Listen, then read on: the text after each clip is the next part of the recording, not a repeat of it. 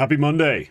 Welcome back to Retake the Week. Man, it's been really fun these last 7 days. I don't know about you, Quacke, but I thought there was a lot of CS that was worth following, that was interesting. Sure, we didn't have a lot of Tier 1 play. I mean, it's always annoying to have these big gaps where the top teams don't play. Even when we do have some events, then we just don't have spirit and vitality. We don't have the real big dogs we want to see play. That's frustrating, but it's still fun to watch an event like Bucharest, see these storylines, see everything play out. Not especially for us, I think. Some of our little pet favourites getting stuck in, potentially rescuing themselves from the doldrums. We'll see. We'll see how the season progresses for some of these rosters. But for now, let's thank the people who make this show so possible, so fun, and honestly, so worth it. They are the members. Now, the members, they are the people who support the channel by paying for special privileges in the form of extra content, the right to vote, and a few little other bonus insights. They get access to things like the King's Court, the BTS, and the live stream demos, or live stream VODs, which there will be more coming. I know it's been a bit of a drought. We had one stream last week on Twitch. It's a whole thing. We can get into it on the next live stream, which I'm sure I'll see a lot of you on.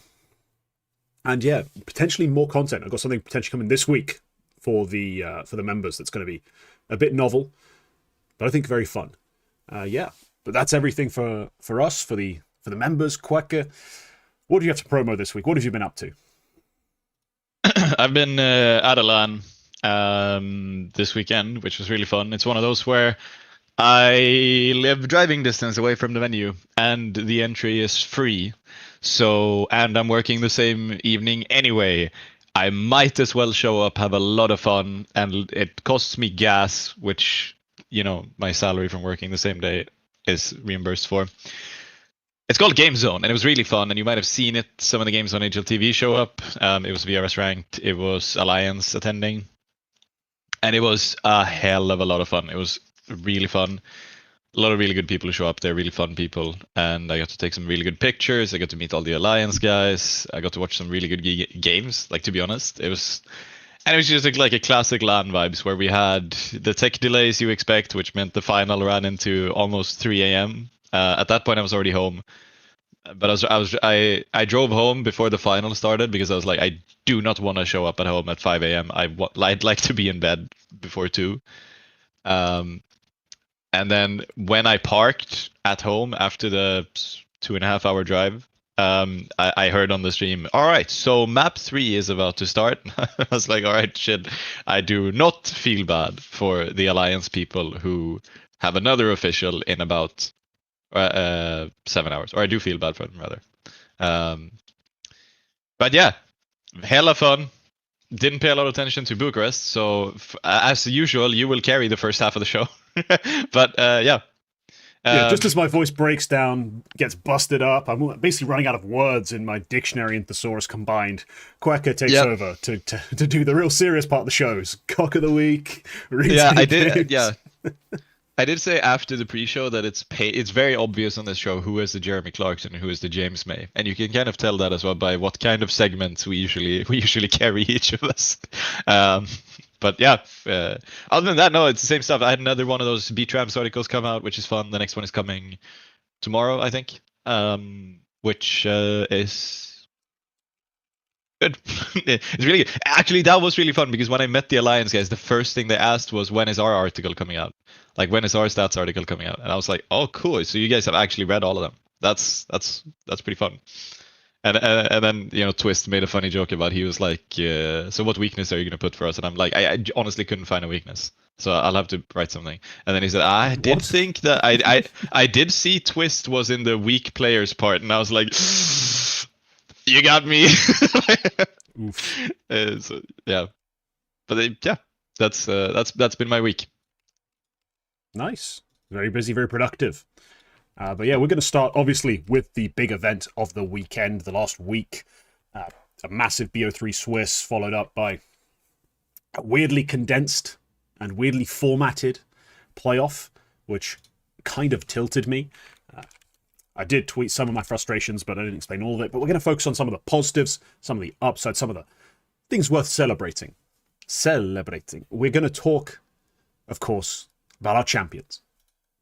And their MVP, XANTARES, who's been, let's say, for the 10 years, probably either the or one of the most skilled riflers in the scene. At various points, he's either been one of or the consensus most talented, best aimer, famous for his XANTARES peaks, all of that stuff. It's been a decade of struggling to find the right project, struggling to find, honestly, the right moments, the right form. Like, they've been a very competitive team this year. They've had top placings, but rarely have they actually looked like the favourites to go all the way. This event they were.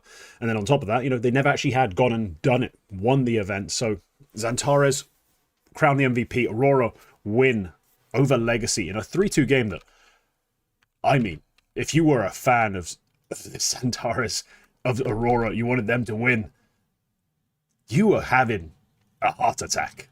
Up 2-0, the story goes like this, up 2-0, looking pretty comfortable, after a Dust 2 and Mirage, two maps which are kind of typically in the balance, right? They're not really maps that we ever consider, well, we rarely consider one team having a massive edge on, even if they are picking it, even if they are a big fan of it. But then we go into train, Aurora, the map they've played the most recently, the map they've been picking, a map which has been dissected by many, unfortunately not to a very flattering effect for Aurora, does come up short. Okay, 2-1. You go into the fourth map, thinking maybe at this point, yeah, look, we let one go, but hey, there's so much tape on our train. Whatever. Inferno goes the way of Legacy as well. Inferno's a map you expect to be able to play too. And finally you get to Nuke. That has to go all the way to 24 rounds just to get settled in favor of Aurora. I mean, it was a massive performance to get it over the line on Nuke. I mean, at that point, XANTARES has basically run out of juice if you're watching. Like, he's no longer hard carrying the team. But he was all the way there for like the first 3 maps. But Woxic steps up. We get a decent performance out of Jota, actually anchoring pretty well. And also stepping up with a few key T-side pick-offs, little frags here and there. And they get it done in the 5th map. But honestly, I was ready for it. After 2 maps up to 2-all, the reverse sweep, again, we've had so many recently, I was prepping it. Like, that slander was about to go insane. Like, the tweet was about to go so hard. If they'd thrown that away, it'd have been borderline vitriolic, but they did manage to convert. They got it over the line.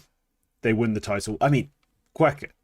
Technically, XANTARES had an MVP already from the online era.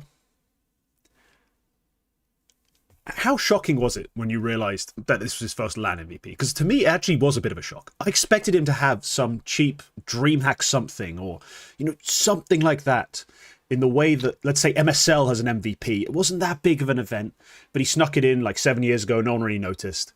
The fact that there was none was rather alarming to me. As you know, I know everything about all of these things. I know every single MVP in existence. This is what we usually find out during these retake games.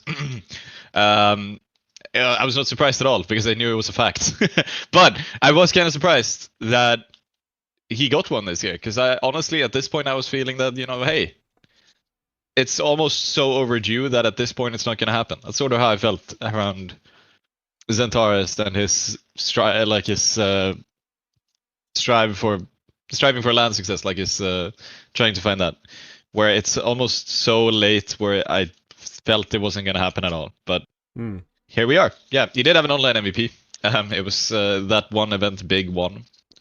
I mean, yeah, or one of the few. When you look at it, you're like, DreamHack 2020, what the... As soon as you see 2020, you're like, okay, never mind. Never mind. Yeah.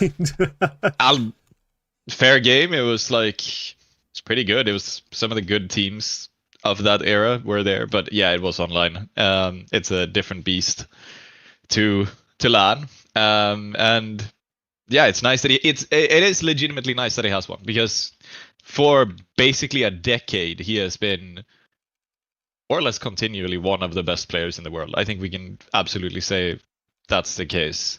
Because one way or another, you could always say there was pretty much no period in time where XANTARES wasn't one of the best aimers in the world, one of the best riflers in the world.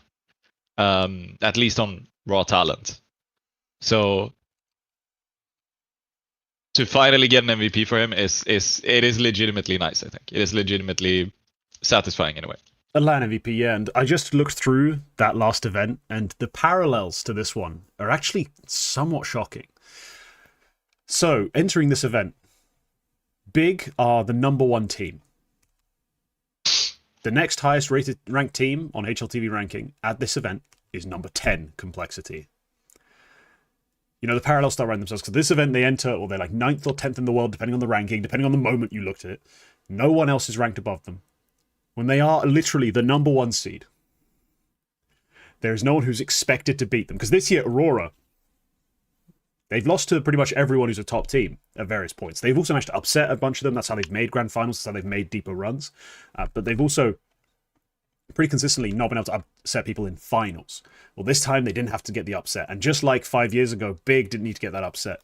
It finally happens. And I think that just speaks to, it's not a reflection on XANTARES. I think that's something people missed. I tweeted something about this, and it got all the Turks rather annoyed. You know, it's not that hard to do, apparently, if you ask Sponge, but I found out it really is that easy. The point is, time and time again, the project surrounding XANTARES has simply not been good enough. And Aurora this year, you've watched them play, it just hasn't been good enough. Their upset potential is super limited by just who their roster is as an identity. Like, it's a very simple, straight up, exec, hit you in the face, brawl. It can work. We've seen it work. Like, they beat Vitality, you know, very early on in the year. And it's just a very simple, all-out game plan. But as soon as there's a counter to it, someone reads it, as soon as someone understands what the sort of tendencies you have on that certain map are, it kind of falls apart. That's why Train, you know, they managed to get upset. That's why it's been becoming harder and harder for them to actually win that map.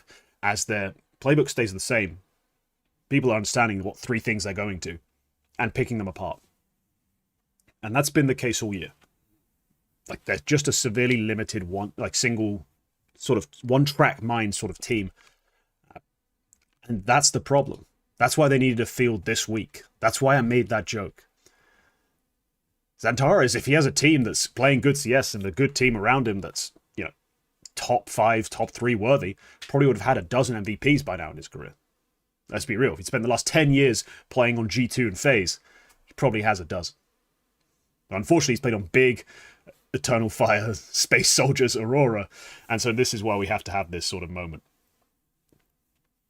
But it was a great fight. Yeah. That's something we're going to touch on now. Like, not to detract too much, to get lost in the weeds of the MVP conversation. The grand final was actually a banger. Like, it was actually fun. Even, like, you know, it feels obvious to say, you know, a reversed sweep that just gets denied on the last map in 24 rounds. But it was just a fun game to watch. You know, playing maps like Dust 2, Mirage, it can be a bit of a brawl. And Legacy as well, they're always up for it. I mean, got to give credit, especially in this grand final, to the IGL Lux, to players like Lato, like Nissim, who really have been stepping up and have made a name for themselves. But on the Aurora side, yeah, it's XANTARES all the way through. Wicardia, obviously his like running mate all season, also having a pretty strong performance. But they needed that 5th map, some other players stepping up, and they finally did. Yeah, Legacy making a 2nd straight grand final is also legitimately interesting. I didn't really expect it to happen here. And again, like with this field, Astralis missing out in groups is unexpected. Liquid losing to Saw is unexpected. And I don't think, in hindsight, I think Legacy could have won both of those games if they went up against either of those opponents, because they played legitimately good games. They play legitimately good CS. It's a lot of times it's very close, but they play well.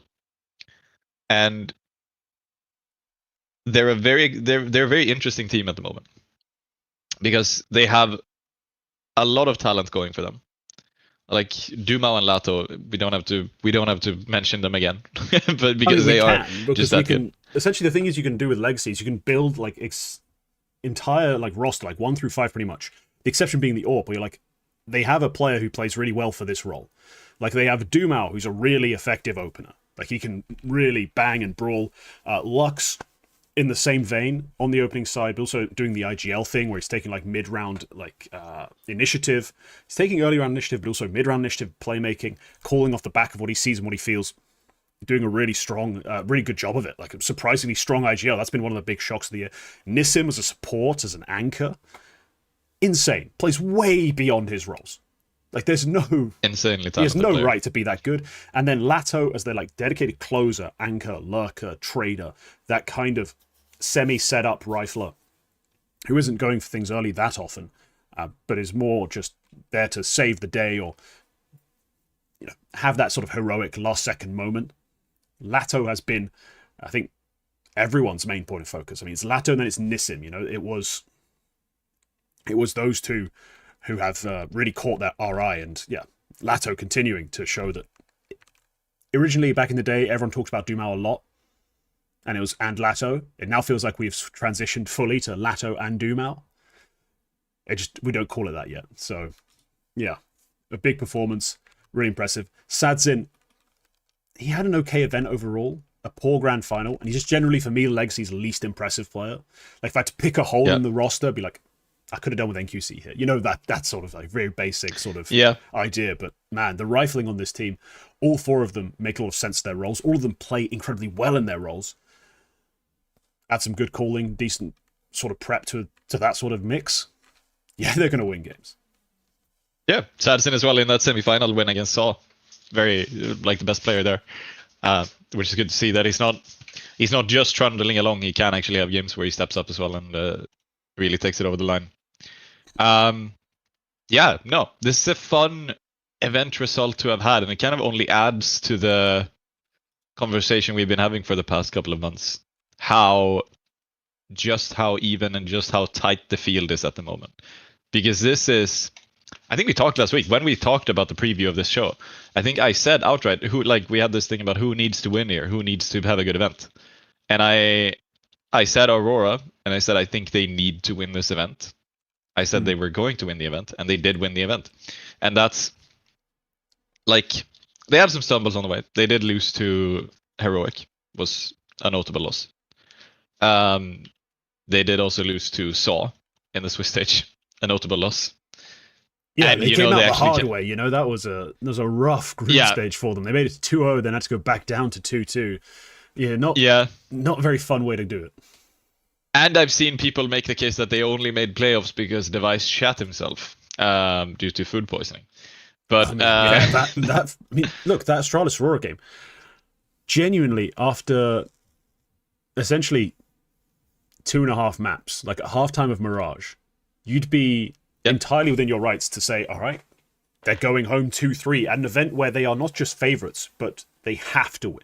Like, their season is here. Like, if they don't win this event, hell, if they go out in groups, even worse, but if they don't win this event, I mean, we're talking, how can you have any confidence going into the rest of the season? Like, we eliminated everyone else in the top 10. Even a couple of the fringe top 10 teams weren't even there. Like, 11, 12. Like, there's no phase. And you still couldn't do it? That's... Jesus, like, how much help do you need? But the fact that, they do get it done. I mean, some people are trying to downplay it, obviously. Talk about, you see in chat, tier 2 event, like, why are we impressed? It's like, well, you had to get it done. At the end of the day, you had to get it done. Yes. And what we've seen from teams like Legacy is that it's rough out there for a team anywhere below, like, 8th in the world. Like, we consider Aurora maybe 9th, maybe 10th, depending on the day, depending on how we're feeling. It's not easy to beat like 5 different teams who are basically on your level. Yeah.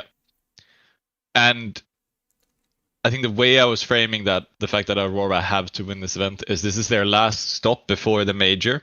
And if they are going to be anywhere near that favorite status to win the major, they're obviously not outright favorites to win the major, and they still aren't, but they're one of those. Now with this win, I think I can put them in that dark horse conversation where I can put them in.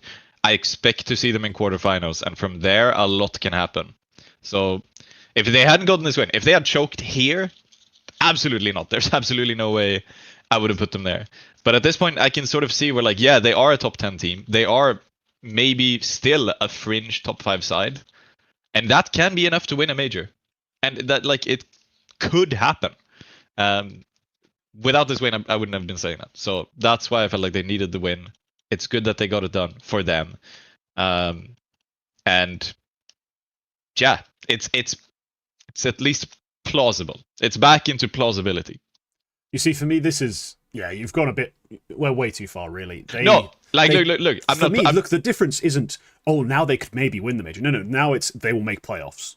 Like I don't feel uncomfortable saying they'll make top 8 at the major. This isn't a year where Aurora are in conversations for major winning. Like, I'm sorry, it took a last gasp miracle to get this over the line. They're not winning the major. But I don't think they're winning I no major, longer predict a group stage exit like they did the last one. You know what I mean? The last one, they went out in groups. It was embarrassing. This time, I think there's a good chance they make it through 3-2 into the playoffs. But even then, that's going to take some matchup luck. Like, this does not confirm anything. It just means that they don't enter the major with this huge cloud of their head of, even when it was that set up for us, it was that free, we couldn't win. Like, if they came in with that on their fucking backs, they were going out 0-3 in whatever stage. Like, it didn't matter. Like, they were just not making it out. Thankfully, they've got this. They're still going to be competitive. We're going to have a fun 2-2 game between them and, like, FaZe or something. That's probably going to happen at this major. It's going to be a banger group Swiss all the way through. They're not winning a damn thing. Not when Vitality and Spirit and Mouse and Falcons and everyone else who's actually competent is there. You're not going to just sweep through it with this kind of play.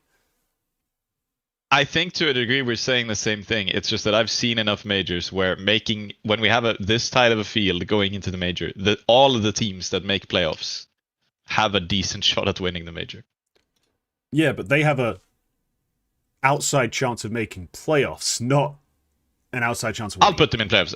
Right now, I'll put them in the playoffs. They are top 8. Who do you take out then? Because we've got definitely 8 teams we all consider better than them. Mongoose are out. 100% Mongoose are out. Mongoose are not going to be in this major playoffs. I've seen Controllers play fine in that heroic game. Mongoose are not going to be in the playoffs of this major. Bold, okay. Vitality, Furia, Mouse. I'm not 100% on Falcons, but just because it would be too funny if they choke the Swiss. I'll put Spirit in there. G2 as well is one of those where, like, yeah, they won the big event, but how much can they ride on that when they've had, like, group stage exits after that win as well? And then I'm almost running out if I have to pick teams over Aurora. I guess Navi are in, but I could say the same thing about them. Them, like, group stage exits are entirely possible. I could feasibly, if I'm trying, I could feasibly make a top 8 at the major where Aurora are in, even if I include Falcons and G2. Yeah, feasibly, if maybe. It's not the same. It's not the same as winning the damn thing. So, yeah, I'm far from it, because I do think we have an incredibly condensed field right now in terms of we have 5-6 teams who are legit threats to win every big event. We have then 6 to 10 teams who are filling out the next 4 spots to make the top 10 in this weird, terrifying brawl. But there's still, like, there's levels to this scene. There's levels to this game. And Aurora have not been constantly beating Mouse like Falcons have, or everyone like Falcons have. They've not been winning big events and then still going on and getting wins over legit top 5 teams like G2 have. They've been, for the last 3 months especially, edging playoffs when the group stage lays it up for them, then going straight home. If you roll back the tape, I didn't say they were going to win the major, but at this point, it's putting you said them. Could, and that's the problem. I said could because I think if you, but, like, let's be real. When we have this tight of field going into the major, I just think, like, you know, I'm not going to be surprised in the same way I was surprised that FaZe ended up making the Shanghai final. I'm not going to be surprised that in the same way that Outsiders managed to win, or Virtus.pro, sorry, won a major in 2022. I'm not going to be surprised about Navi winning Copenhagen in 2024. We've had these moments when we have tight fields going into majors like this. Playoffs equals you actually have a chance, and that's a chance that I feel like we have to respect. It's a different thing in Austin. In Austin, it was going to be Vitality. It was always going to be Vitality. We're not at that anymore. It's not going to be that Vitality. There is a good fucking chance that, you know, you're talking about Mouse, Spirit, Vitality, Falcons, and these teams. There's a good chance they eliminate themselves in the semifinals. Like, there's a good chance that we lose a bunch of these teams they quite will, early on. But the problem is Aurora has to make the final, or even to win the final afterwards, to make the final, beat 2 of minimum. 8 teams we all consider better than them. So to make that prediction with a straight face to me, or make that sort of statement with a straight face, is kind of crazy. Like, it's feasible. It's quack pipe. I mean, it's the quack pipe. It puts him above this event puts him above the 2% mark for winning Budapest. That's what I'm trying to say. Above the 2% mark. Yeah, they were below the 2% mark, but now they have a 1/50th of a chance. Play this major 50 times, Aurora wins one of them. I doubt it. I'm not there. I'm still not there. So, Starlighter, I want to play the major 49 more times. All right, call me. That's a no from me. All right. It's a no from me, dog. Actually, I'm trying to look it up right now. I want to see if there are already major winner odds published. Because, hey, you think they've got a 2% chance and the odds are better than 50 to 1? Go bet. Go bet. Those are the numbers. Those are the ones you've asked for. I mean, I don't bet on esports, but honestly, yeah, that's I would if that's the case, I would give them. I would do that. Yeah, I would tell people to do that if that's the case. I'm gonna check if Unibet have odds on that. You can keep rolling the show. I'm gonna check. Don't name a betting sponsor we're not sponsored by. Notice how I never name my sponsor or my betting. There's site. Other betting sites as well. This is what Swedish public service TV does all the time. Anytime somebody mentions a brand, all the show hosts always have to go. There's also other brands which you could also go to, but I didn't go there. I went to another generic betting site. Of course, right. Let's talk about some of the other teams who didn't win this event. Because there's many. Many teams did not win this event. Let's start with everyone roll their eyes collectively in chat, please, because we're talking about Game Legion Heroic again. Last week, the first week in like 6 months, we don't talk about Game Legion. Someone in the comments was like, wait, you didn't talk about Gamer Legion? I was like, fuck me, really? I feel like we took them to death. And yet, somehow, the second we don't talk about them, everyone wants to talk about them. The second we make videos directly about Gamer Legion, no one fucking watches them. So I don't get the fucking, like, the energy for Gamer Legion. I don't get, like, am I supposed to talk about them or not? Because it just doesn't ever make sense. But Gamer Legion, Heroic, both needed to be good here. That was kind of our consensus. Like, they were two of our teams that had to actually perform. They needed this event to go well, and by the standards we set, they did go well.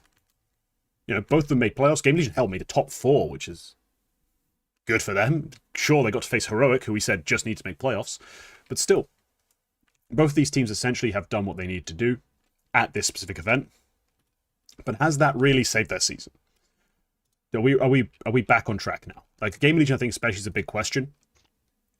Because my frustration personally with Game Legion, for example, has primarily not been that they can't beat Fnatic or Gentlemates, right? It's that when they get to the matchup with, say, Na'Vi, say FaZe when they're going through 15 different roster moves, when they're in a group decider against, honestly, some of the teams they've lost to have been pretty bad. Liquid, or teams they've lost to in general, like Liquid they've lost to. Like, even Legacy, I think, is a team they should be expecting to take a win against. Not they played Legacy, but yeah. There's been some losses that have been baffling against weaker teams, but generally they've taken care of business against them. Does taking care of business against the easy teams, then losing to Aurora, save everything for them? Where are we on Gamer Legion, essentially, Quack, in the storyline of their year? I'm nowhere. I don't feel like this is. I genuinely don't feel like they're doing that much with this event. When it's good games, these are the games that we have. The needle they've moved is the previous events that Gamer Legion have played this year. They would have lost most of these games. Now they've managed to win the ones that they're supposed to win. They take care of FlyQuest fucking barely. They do lose to Pain. Expected for me, to be honest. They lost to Saw. Even that, it's a small failure. Like, on the face of it, losing to Saw, Gamer Legion losing to Saw is a small failure, even if Saw did make it quite deep in the end. And they lost to Saw twice as well, because they lost in the third place decider as well. But they knocked out Fnatic. That's a pretty good win for Gamer Legion. The inverse of that game, when Kersey was still playing, was like a big win for Fnatic. So it's sort of full circle. And then they beat Gentlemates. You'd expect that to happen. It was definitely not a given, so they make that work. Yeah. And then beating Heroic. The Heroic win, I think, is a tricky one, because if Heroic had won that game, I think that would have meant they had the tricky 36-hour travel time to Chengdu. And I'm not going to say that they lost the game on purpose or they lost the game because of that, but I do think that might have been playing on their mind, playing in that quarterfinal. And just in general, the fact that they went 3-0, they were already happy with their event, I think. Well, They they're not already at should have been Chengdu. happy with their event. But they are. They are in Chengdu. Gamer Legion. Heroic, I mean. Oh, I mean, like I didn't realize we moved on to Heroic. My bad. No, I didn't move on. I'm just saying with the Gamer Legion win over Heroic in playoffs, if I'm going through the games, that game does have I would imagine there's a small cloud over Heroic's head in that game, knowing that if they win, it's a very tricky travel time to Chengdu. Okay, yeah. So, so for that win, it's a good win. It's not like this is having me, jumping up and down for Gamer Legion. They still lost to Saw twice. I still feel like it hasn't really moved the needle. They're somewhere in the top 15. They've started making work of the games that they should have won, which is good. But they got fucking battered by Aurora. They couldn't even win against Saw the second time of asking.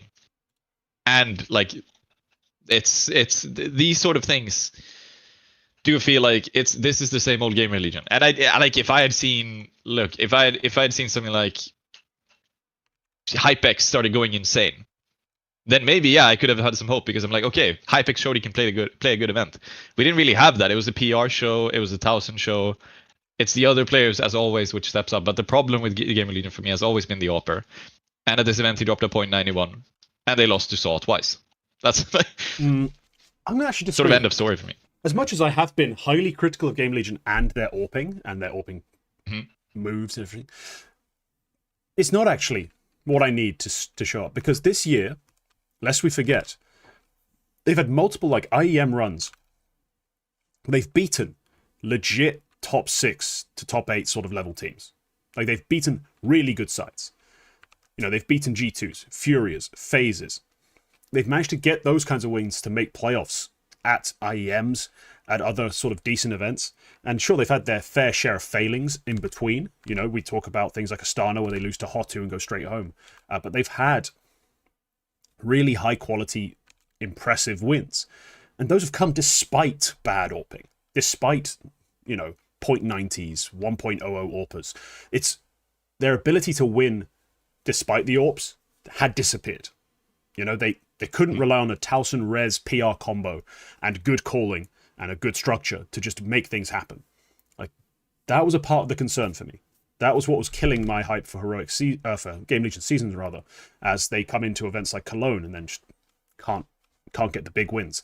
They come into Esports World Cup and just go straight home. They go to London, can't get a win there against Fnatic. Like, these are the sorts of losses that are startling to me. Is the AWPing still a thing that is a concern that could still do with work? Yes. I'm never going to deny that. I've been more than critical. I just feel like their win con before didn't involve the AWP either. It was their ability to win with those in pretty nuts riflers being set up near perfectly. Right. That was missing. So for me, Gamer Legion, this event, I think I'm slightly more positive. Despite the fact that they lose to Aurora convincingly, and despite the fact that they do get, defeated by Saw in the third place game. I've never been that big of a third place game guy. But the heroic win is good. It's something I need to see. The wins against FlyQuest Fnatic is good. And the way they're winning, with PR being outstanding, with Towson being really strong, it's more of the sort of stuff that got them where they were in the world. Add the caveat to the Aurora loss of 2 games in one day. Now you've got to go into an overpass T side against checks notes, XANTARES, Wicardia, and Woxic. Yeah, fuck it. I'm not going to cry too much. I think I can make an excuse and move on. At least I saw them winning games and making a playoff run with their rifle firepower.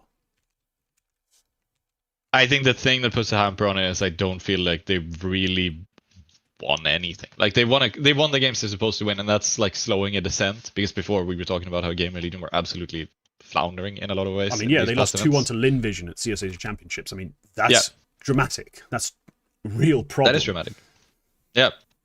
Unlucky draw. I mean, ESL Pro League, I suppose, playing Mouse, Vitality, and Mongos. But I mean, they had lost 2 in a circle. A Playground before that, they lost to Astralis. These are games again, it's easy to dismiss them as games you're supposed to win, but when they've not been winning them, I do think it is something to savor, that at least part of what made them good is returning. Yeah. I guess what I feel like with mentioning the opping is, if I saw this result with a good Hypex performance, then I would have felt, okay, I can still take away a lot of positives. Because like, it's one thing if you have these results and PR has had a bad event, but the Opper was playing pretty well. Then I feel like, okay, we can put together these two puzzle pieces and make a good major out of it. Now it's sort of like, it's the same old Gamer Legion. They're still doing the same thing. They're still going to end up like exiting somewhere in stage 3 Swiss stage at the major. Which is great. That's great, but that's where they've been all year. That's where they've been literally all year. And that's like... That's where they've been all year, but the problem we've had is that they dipped below that. That's the problem. If you went into the major stage 2 with an inability to beat Astralis and Linvision, you were going home in stage 2. That's the problem. The thing is that like they dipped below that, but in a way they didn't really do that. Like you said, like their win con just kind of like disappeared for, in my opinion, seemingly no reason. Like it's not, you had the op change. I don't think Kersey, like you said, Kersey was never like, they were winning in spite of a bad opera all year anyway. But this is the team that was making Acor or anyone else, because they had Acor for one of the events where they played well. Wasn't Acor on the team when they made that playoff run in one of the IEMs? Yeah, Dallas, I think it was. Yeah, I think Acor was there then. Yeah, because Slend couldn't go or whatever. Impressive. That's really impressive. Fucking repeat it. Like when is that getting repeated? When is something like like you're winning in spite of bad operas all year, and then suddenly you don't do that, and now you've recovered to that point. I just feel like I expect more out of Gamer Legion at this point. At this point, you expect them to do better than top 6 at these events, which is what we're trying to get them to go back to. No, I'm expecting them to do better than, 4th place at this event. That's what I feel like. Where I think we could have seen it. Like if I'm still looking like from the perspective of the start of the year. Okay, Game Legion are pretty good. We start going through the spring season. They missed the major, but they make this playoff game at Dallas. Super job, very nice job. And then we sort of end up with nothing really changes. There's still a pretty weak opper. It's the same players. PR is still playing well. Res is still playing well. We even have better performance out of 1000 for sections of this fall season, even at the start of it.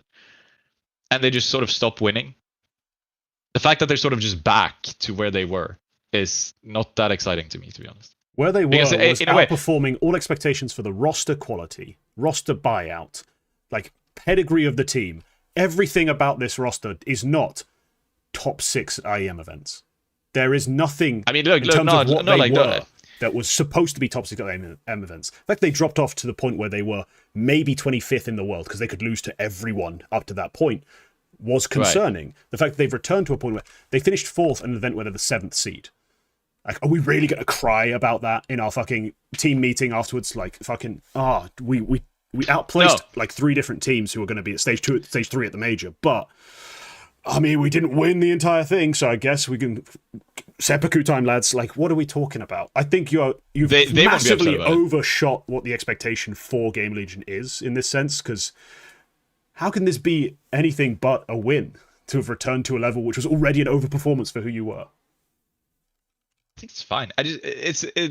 What I was trying to say is, like, yes, they dropped off, but in a way they sort of didn't, because they couldn't pick out what's going wrong. Like, why, what's happening here? Why are they not? Why did they suddenly stop winning? Why did they suddenly? And my expectations are also higher. My expectations were that they were going to develop through the year. Instead, they had a backtrack, and now they're sort of back. In the grand scheme of things, I sort of have to feel like, is this what the year has come? Is this the product of the year? Is that you can finish 4th place at a PGL event and you're somewhere inside the top 20? That's impressive. That's impressive for like but like also for what you have a Res who is legitimately playing good event to event to event to event. He's playing really well. You have 1000, I think, overperforming expectations. You have PR 100% on the short list of every top team looking to make changes over the winter. 100%.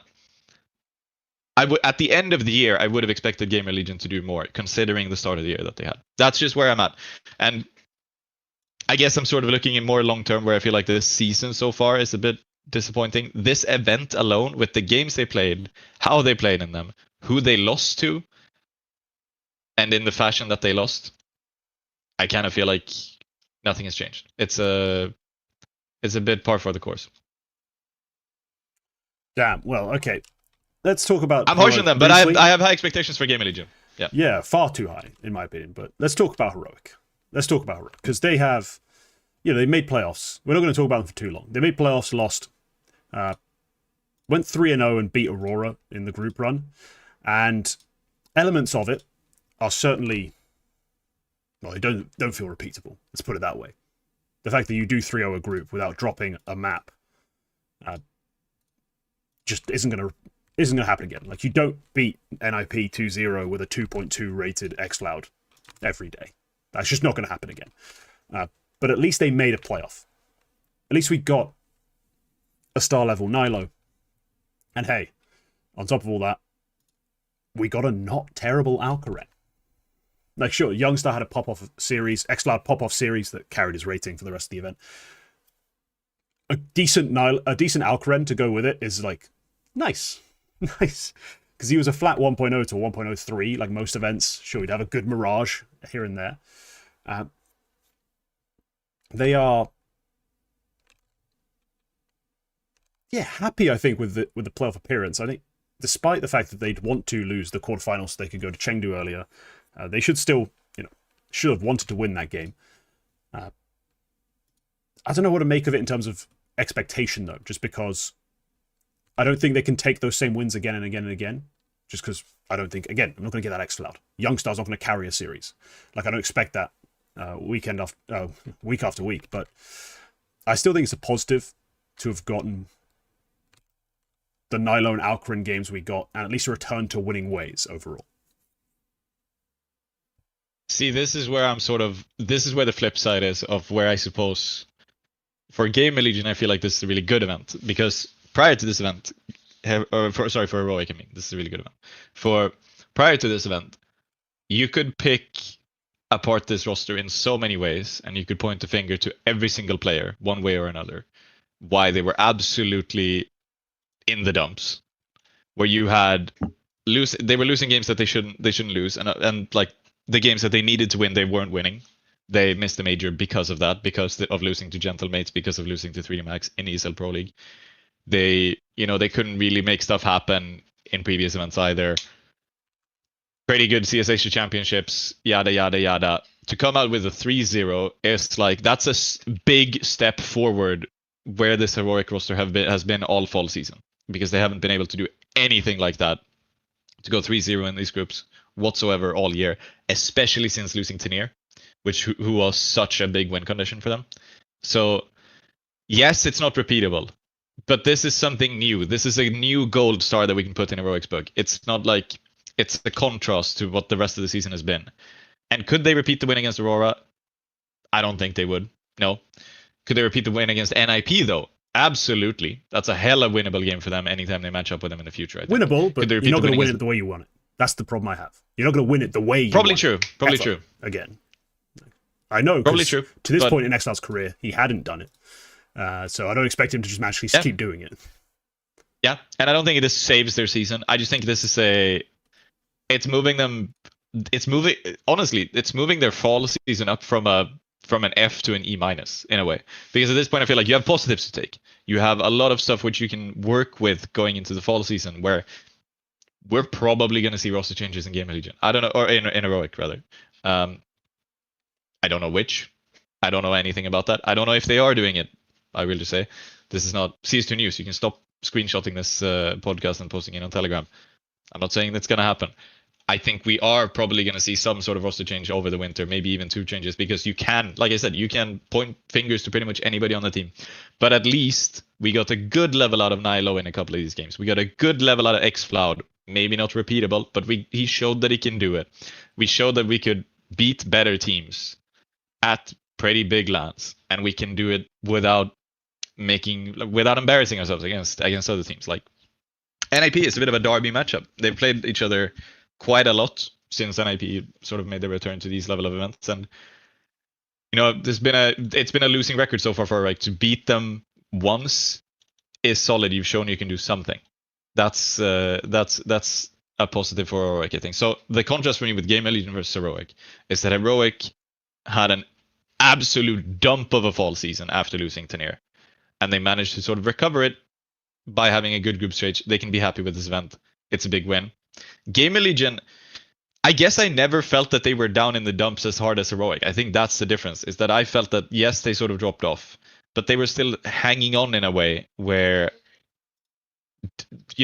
making it through to playoffs in 3-2 fashion after losing to Saw. Again, I will reiterate, they lost to Saw twice. We're like, good job. But I was hoping that you would have gone 3-0. I was hoping that you could have at least made work of Saw. And it's good that you beat Fnatic in Game Legion, but it's like, or Fnatic and Gentlemates. But I was hoping you could have done more at this event. Heroic is like, I had no hopes. I was probably sat here thinking this is going to be a 1-3, and they needed to do more to sort of improve on the roster. But most likely, I felt that Heroic were going to do a 1-3 exit. They do a 3-0 instead. It's much better, I feel like. So now they're in Chengdu. And that's like, we're going to talk about that later, I suppose, but it's also a difference of Game Legion at the major. This event was like a prelude to the major for Game Legion. Heroic are not at the major. This and the next event is basically their final chance to show something in this fall season. This is sort of what I'm going to be judging the fall season as a whole on, was this event and the next. To get a win here, you finished strong. Game Legion are more like, where you finish at the major is what if you're going to finish strong. If you could have shown good stuff here, you could have had a good major. Yeah, that's where I'm at. So for Heroic, big gold star. Game Legion, it's the same gold star, bronze star, maybe in my book, that I've given you pretty much every single event, even when you dropped off. Right. That's where I'm at. It might be harsh to Game Legion, but that's genuinely how I feel. I wasn't particularly excited about this result. Okay. My Heroic worries have remained the same, though. Because I did, I made a video about it. I talked about it. The Nilo part of this Heroic run, I loved. Like, the fact that Nilo could string together, like, 3 series of actually star-level rifling and played like himself was great. I don't like the fact that as a team, they've made back-to-back playoffs off the back of anomalous group stage performances. Like, CS Asia Championships. Oh, look, Hades came along and dropped a 1.8 in groups, and then we got absolutely fucking demolished the second we touched the playoffs. Doesn't fill me with confidence. We play NIP, we get 2.0 something out of XCloud. I then get a 1.5 rated Youngstar, and I'm like, again, I'm plucking out the good things that I like. I like Nilo. I like Alcarin. There's steps up. There's level ups happening. They're getting their shit together. I have positive takeaways. It's just, this feels fraudulent, the back-to-back playoff events. Like, the back-to-back playoff results just feel so fake. Like, one was a stand-in carry. One was, one of my role players, one of my bigger disappointments, randomly decide to be gods for certain series. And I'm just like, take a step back, take a breather. These are a bit fake, but they're still positives. Yeah. The different series, Heroic had 0 players doing any of this for all of the fall season. I don't think you can point to a single event where we saw this sort of... It is anomalous because they didn't do any of this during the fall season. To a degree, I feel like the players who have overperformed at these events, at the CS Asia Championships and Bucharest now, is that, yes, it's anomalous. It might not be replicable, but at the very least, you've done it once. Game Legion are different because we get that performance out of these players. Even at their bad events, we get a good PR. Even at their bad events, we get a good res, we get a good 1,000. And for them, again, it's like, maybe there's a difference here. We watch the games with different levels of nuance, you and I. And for me, I don't see anything has changed with Game Legion. With this, I feel like, XCloud, you've done it once, find a way to do it again. Nilo, you've done it once, find a way to do it again. That's a step forward. Game Legion is like, you are doing it every time, but you're not winning anyway. That's the difference for me. And you might know why. I don't know why, because I just don't have that level of nuance. But yeah, that's why I feel like heroic is a positive, because they were just so much further down the dumps. I could pick very few positives with heroic's fall season before this event. Now I can at least pick, with this in the last event, I can at least pick Nilo has played good at least one event. Xcloud has played well at least one event. Youngster has played well at least one event. Very good. Yeah, it's the classic, certain child, like the favorite child. It's like, oh, you got another A minus. Oh, well, I guess it wasn't an A plus. No dinner for you. A C plus. Oh my god, extra dessert for you. Like, it is, yeah. You're not treating heroic like an equal in that sense, like a team that should. And which of these two children is going to be a doctor? All right, which one of these two hypothetical children is going to be a doctor? Don't know about you, but I'm not seeing much academia in either one of their futures.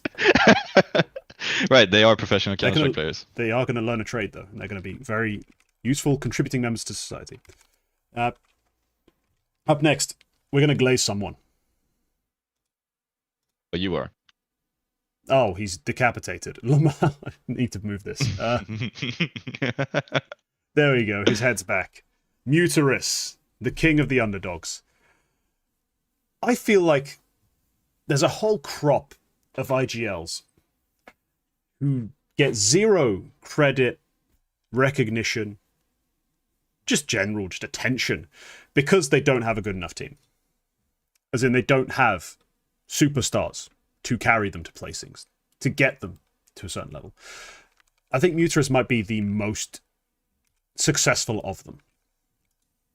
Just for reference, this is a guy who's made several, surprisingly deep runs this year, despite everyone, consensus being, there's no firepower on this team. Absolutely none. This is a man who this year has made, I think, top 6 at an event, or top 8 at an event, with Roman still on the roster, occupying one of the slots, who was, for my money, one of the worst Counter-Strike players in the entire professional scene. Mutiris, at this event, did it again. He finished third to fourth. I don't care if TOs keep filling the fucking schedule with third place playoffs. I'm still going to call it third, fourth. Just seems silly to me. But who finished third, fourth at this event, despite entering it with, what would you give them as a chance to make top 4? What were the odds that this saw roster, if you take Mutiris away, replace Mutiris with an average IGL in terms of fragging output and think nothing more of it, what do you think the odds are that Crazy, Aragorn, and Co are making top 4 at anything, but specifically this event? Somewhere below 10%, I think. Somewhere below 10%, okay. Yeah. Because they've made, Mutiris this year has made top 4 at Fisher Playground. Made playoffs in Cluj Poker. Made top 4 here now in Bucharest. Despite the fact that Agil, Story, this is not a star-studded roster. But across his career, he's done it time and time again with a variety of different lineups. If we go back to 2024, again, we've got a Challenger Katowice win by itself. We've got ESL Challenger Atlanta top 4s. Cologne top 4 in 2024. A Cologne top 4 from out of nowhere. We remember that event, actually. That was pretty fun. Yeah. Playoffs in, top 8 at Blast Premier Spring. I remember that's not actually playoffs because of the silly format. But a variety of surprisingly good results that there's no right achieving. And so I want to give Mutiris his credit, give him his flowers, bring him up on this show to talk about, what a fantastic job he's done leading tactically and emotionally all these rosters across all these years. But also, in another way, talk about just all these IGLs who get forgotten. And when we come to the end of the year, we'll get IGL of the year, and he'll go to an IGL who's won everything. He'll go second place, will go to an IGL who finished second at everything. It'll be top, the top IGLs in IGL of the year voting will have all finished at top placings. But spoiler, none of them played with Crazy, Aragon, Story, and Agil all year. None of them. And so I've got to, it's a bit of a rant. It's a bit of a personal thing where I'm like,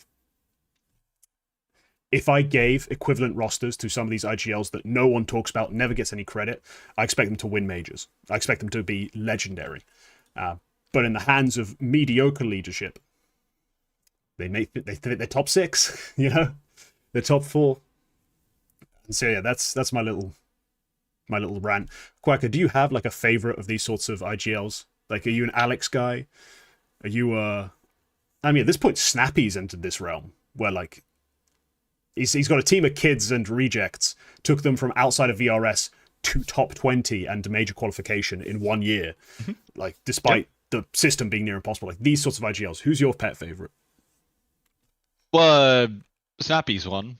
Mutiris is one. I think they're impressive. Did James to a degree? I think James brings a lot of good stuff out of his players. But then again, no, there you have clear star power as well. It's not. Bird from Sky is obviously my favorite of IGLs Kono who make the most. Kono are on the rise. Yeah, like the epitome of more than the sum of their parts is any Mutiris or Bird from Sky team, and that I am really impressed by. So I'll give Mutiris his flowers for making it here. I will just say that I saw this tweet, which I have just sent you.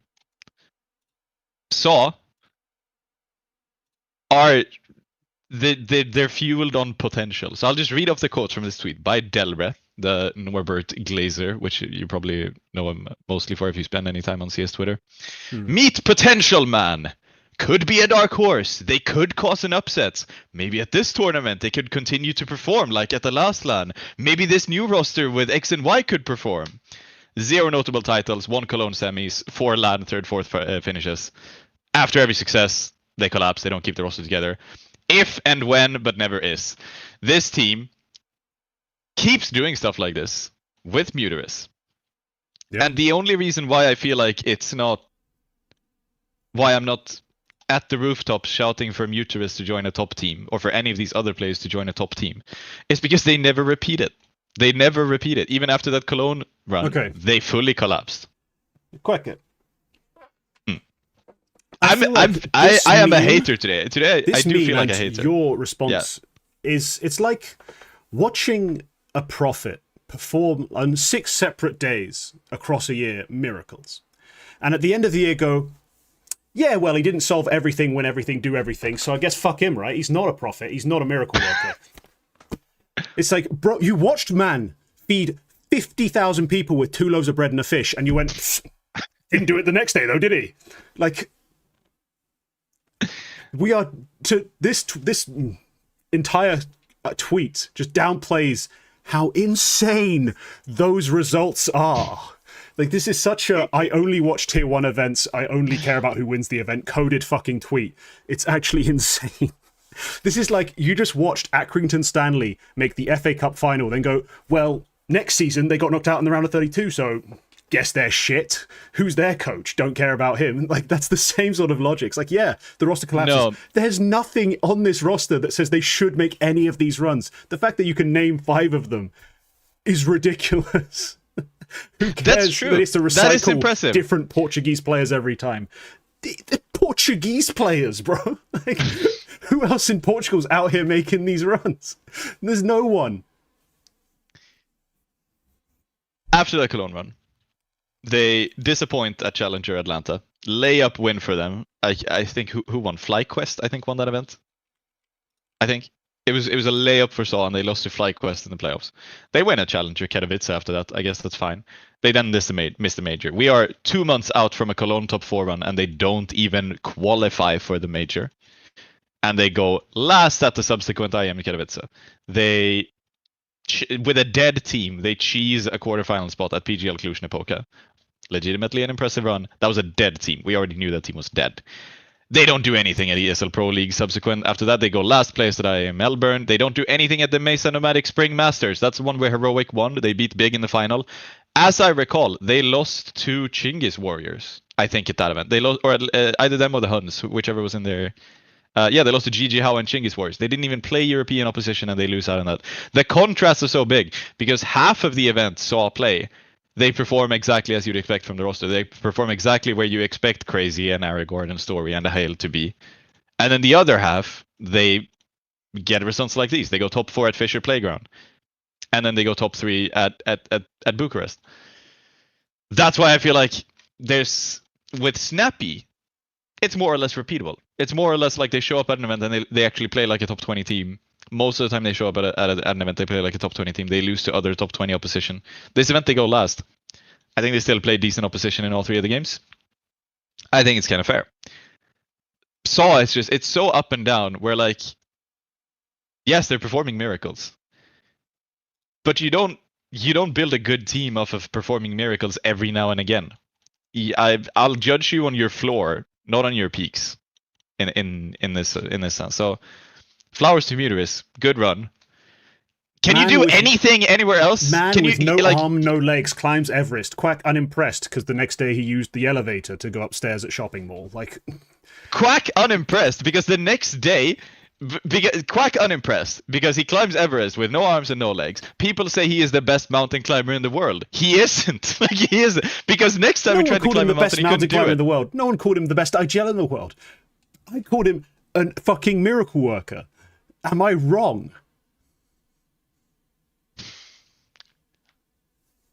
Mutiris is a miracle worker because he can sometimes he can flip a coin and it lands on heads 10 times in a row. All right, sometimes he can. Is that what it is? But is that what it is? Is that flipping a coin 10 times in a row and it lands the same thing? Is that what this is? If you, he's lucky. I would be. People are. He's lucky 4 times a year. No, he's not. He's not lucky. He's everyone who's ranked higher than him.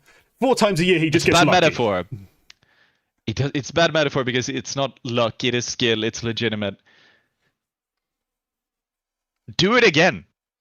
Do it. He does, like 4 times a year. Like 4 times a year, he takes an ESCA advanced team to the playoffs at a big event with S-tier teams, IGLs who are supposed to be winning majors. Fucking XANTARES is at this event, and he takes his advanced squad to the top 4, and I have to be unimpressed because he doesn't do it again next week?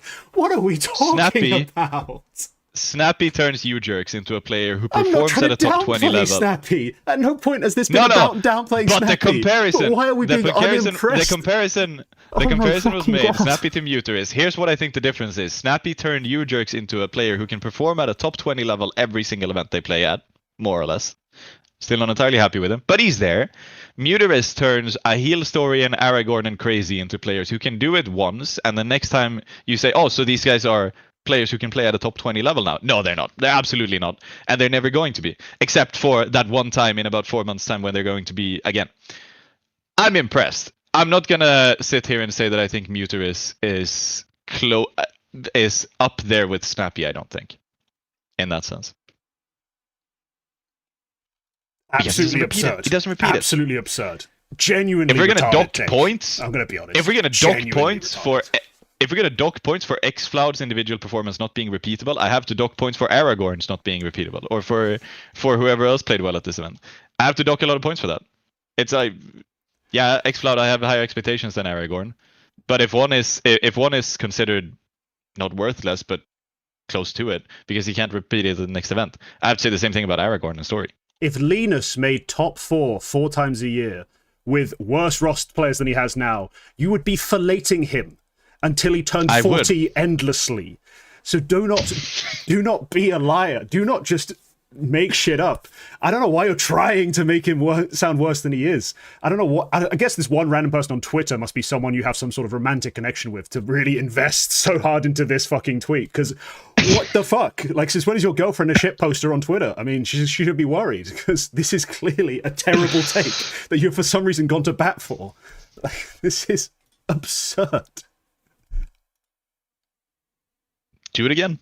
If Saw do it again, I'll eat my words. If they do it again, but they're not gonna do it again. They're gonna do nothing for the rest of the time with this roster. Replace 2 players and then do it again. That's different. Is he actually brain dead? Last week somebody told me to stick to my guns. The question isn't, is Snappy better than Mutiris? That is not the fucking... At no point was that the fucking point. Why'd you bring Snappy up? Why'd you bring them up in the same category? I have to compare them. Who outperform expectations with bad rosters. There was never a comparison. What am I dealing with? Is everyone here Turkish and not understand what the fuck I'm saying again? Like, are you all genuinely brain dead. Do it again. Do it again. Do it again. Okay, your girlfriend's football team beats a Swedish professional men's team. Will you tell her, I'm not impressed, do it again tomorrow? This is the levels we're talking about. I'm very impressed. They won't do it again. And I won't pretend that they're equally good because they won't do it again. Oh my god. I cannot. I just cannot. I'm genuinely angry again. Like, genuine anger. Yeah. Like, I would physically hurt you right now if you were in the same room as me. Like, Jesus Christ. They'll do it again after they replace players, but Aragorn is never going to play on this level again. Until he replaces those players with, I don't know, players we consider to be future superstars, I don't want to hear about him not doing it every fucking event. Until you start talking about Aragorn the way you talk about Nilo, I will start caring if he doesn't do it every fucking event. Jesus. All of a sudden, everyone's a fucking Portuguese CS fan, are they? Let's talk about Chengdu. We can talk about Heroic losing, just to rub it in. Oh yeah, that's a genuinely sad loss. They should have won that. Not wrong one. Where is it? Chengdu, day one. Bloody hell. Some of the most... I'm going to start using so many slurs if I keep talking about this. Let's talk about Chengdu. It'd be genuinely hurtful. Right, so Chengdu, day one. The final game is still going on. Astralis, Na'Vi. Astralis up 4-0 on map 3. But yeah, most of the games went exactly the way they should have gone.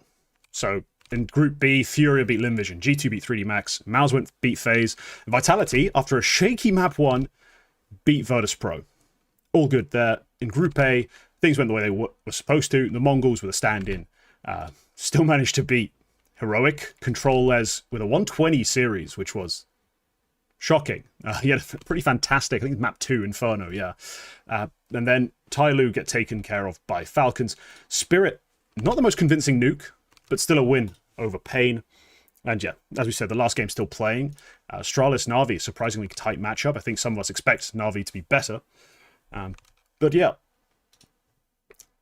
no surprises here, Quacke, so far. No real shocks. No. I thought for a second we'd get something out of Virtus.pro, because that map 1, like, you know, I saw the result. I thought that VP should not be taking a map over this Vitality, and especially not map 2 going all 24.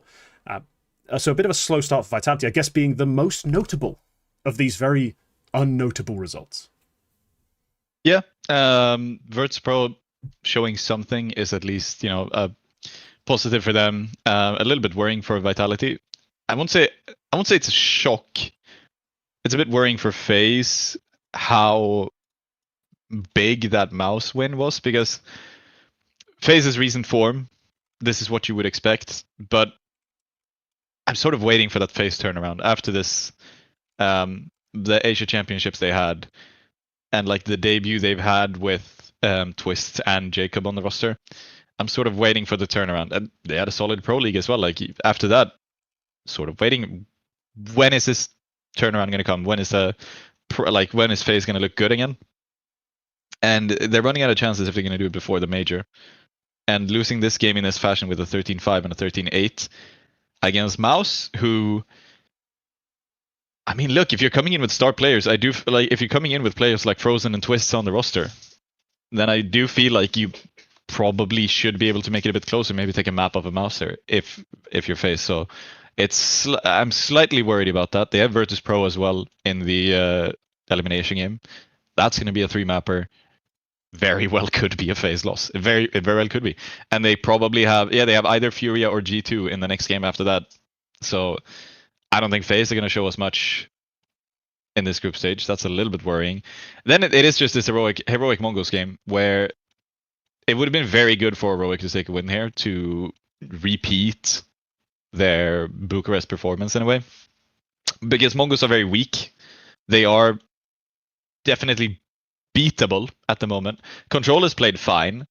I don't think it replaces Sensu in any way. He played fine, and Heroic still take a map off of them. But I do feel like if this was a big chance for Heroic to close a game like that and take a win against that team, this was a big chance to do that. But they don't manage to do it. it's not unexpected. I think that would still have been an upset, but it would have been a good chance for them to make it past. Yeah, now they're probably taking the way the scoreline is. They're probably taking on Navi in the lower bracket, which is rough. I think if they end up facing Astralis, that's a different kind of game. That's another one of those chances where I feel like this is a good win. There's a chance for you to take a good win, which is still realistic. But yeah, other than that, no shocks, and we have most of the favorites going through. So you did a double swing of this yesterday, or Saturday rather. Yeah, Saturday. Yeah. So not to reiterate ourselves too much about what we think is gonna happen, who do you think is gonna win the event? I mean, my clear and I think obvious take is just it's a Vitality favored to win. Then after that, you know, there's a lot that's up in the air. I mean, you want to believe in Furia, but Furia, when the other top teams are there, they don't quite manage to do the same things. You know, they win Thunderpick over Na'Vi and Aurora, but at Pro League they go out to Vitality. They can beat Windfisher Playground over Mongols, but at Blast London they go out to G2. Like, they are good and fun, but number one they are not, and that's what VRS has them as. So for me it is Vitality number one, and then everyone else who should be in that conversation has their problems. You know, Mongols, we know, just had the change, and as much as Controllers, I don't think he played fine. I think he played well, considering not just expectations, but actually what he did. He played well. I still think they are expected to be slightly weaker. Mao's just, you know, they beat Vitality once. It was apparently their major, and then after that collapsed again. Like, they still have, as much as we try to pretend they don't have choking issues, they don't win the big titles over the big teams, and I don't think they will. They do not. I don't think they will be able to surpass Vitality at this event. Or hell, if they play the grand final against Falcons, I think that's a Falcons trophy. But my other pick, actually one of my picks from the double swing, was Falcons. I do think Falcons are the most dangerous team outside of Vitality. We may not like, you know, the way they're led or how the Tessos role fits, but it's slowly coming together, and the firepower is so insane that who cares? At the end of the day, who cares? It's all about power, and that's what I said on the show. Firepower in this case, they've got it all. I think Falcons most likely to win. Good thing they started off with a very convincing win over this Tai Lu side as well, because that could be dangerous. Like, if you get Tai Lu on the wrong day, you know, you're playing a very brawly style, they're going to brawl with you, Jam Young's hot, you can lose that game. But yeah, they showed them. There's a diff. There's a big skill diff between these teams. And so, yeah, they're going to be playing Spirit. That should be a banger. Spirit, my other favorite pick from the show. Wait, were they? Spirit also a team. I remember. No, they weren't. No, I wanted else, them, but they weren't. I think Trav picked Spirit. I think you had G2. Yeah, I ended up having to go with G2 towards the end. It's not bad, but I'm not. The Group B lower bracket is interesting because we're probably gonna have. I would say we're probably gonna have Mouse G2 for that final game. FaZe could cause an upset there, you know, some FaZe Magic lower bracket run, I suppose. But Mouse G2 for the elimination game, only one of them make playoffs, or Mouse Furia. To be honest, that G2 Furia game is a little bit up in the air. Mouse down there either. This is Mouse in groups, and as much as we can say that FaZe underperformed, and you know, Brokey didn't get an AWP kill, Frozen had one of his rare off days. Mouse are in groups. I can see them beating Vitality, especially if Vitality are going to be as shaky as they were against VP. Yeah, I mean, 2 days removed from the preview where I called them, you know, the number one favorite, definitely going to win. The way they started was not reassuring. So I think that Group B is surprisingly open.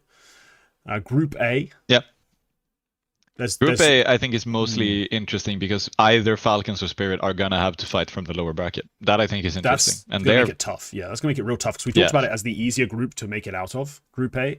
But still, like, if you're one of the underdog teams who thought they could have a chance, I mean, there's a good chance this Mongols team ends up down in the lower brackets. So does one of Falcon or Spirit.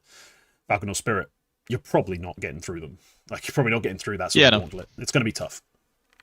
Yep.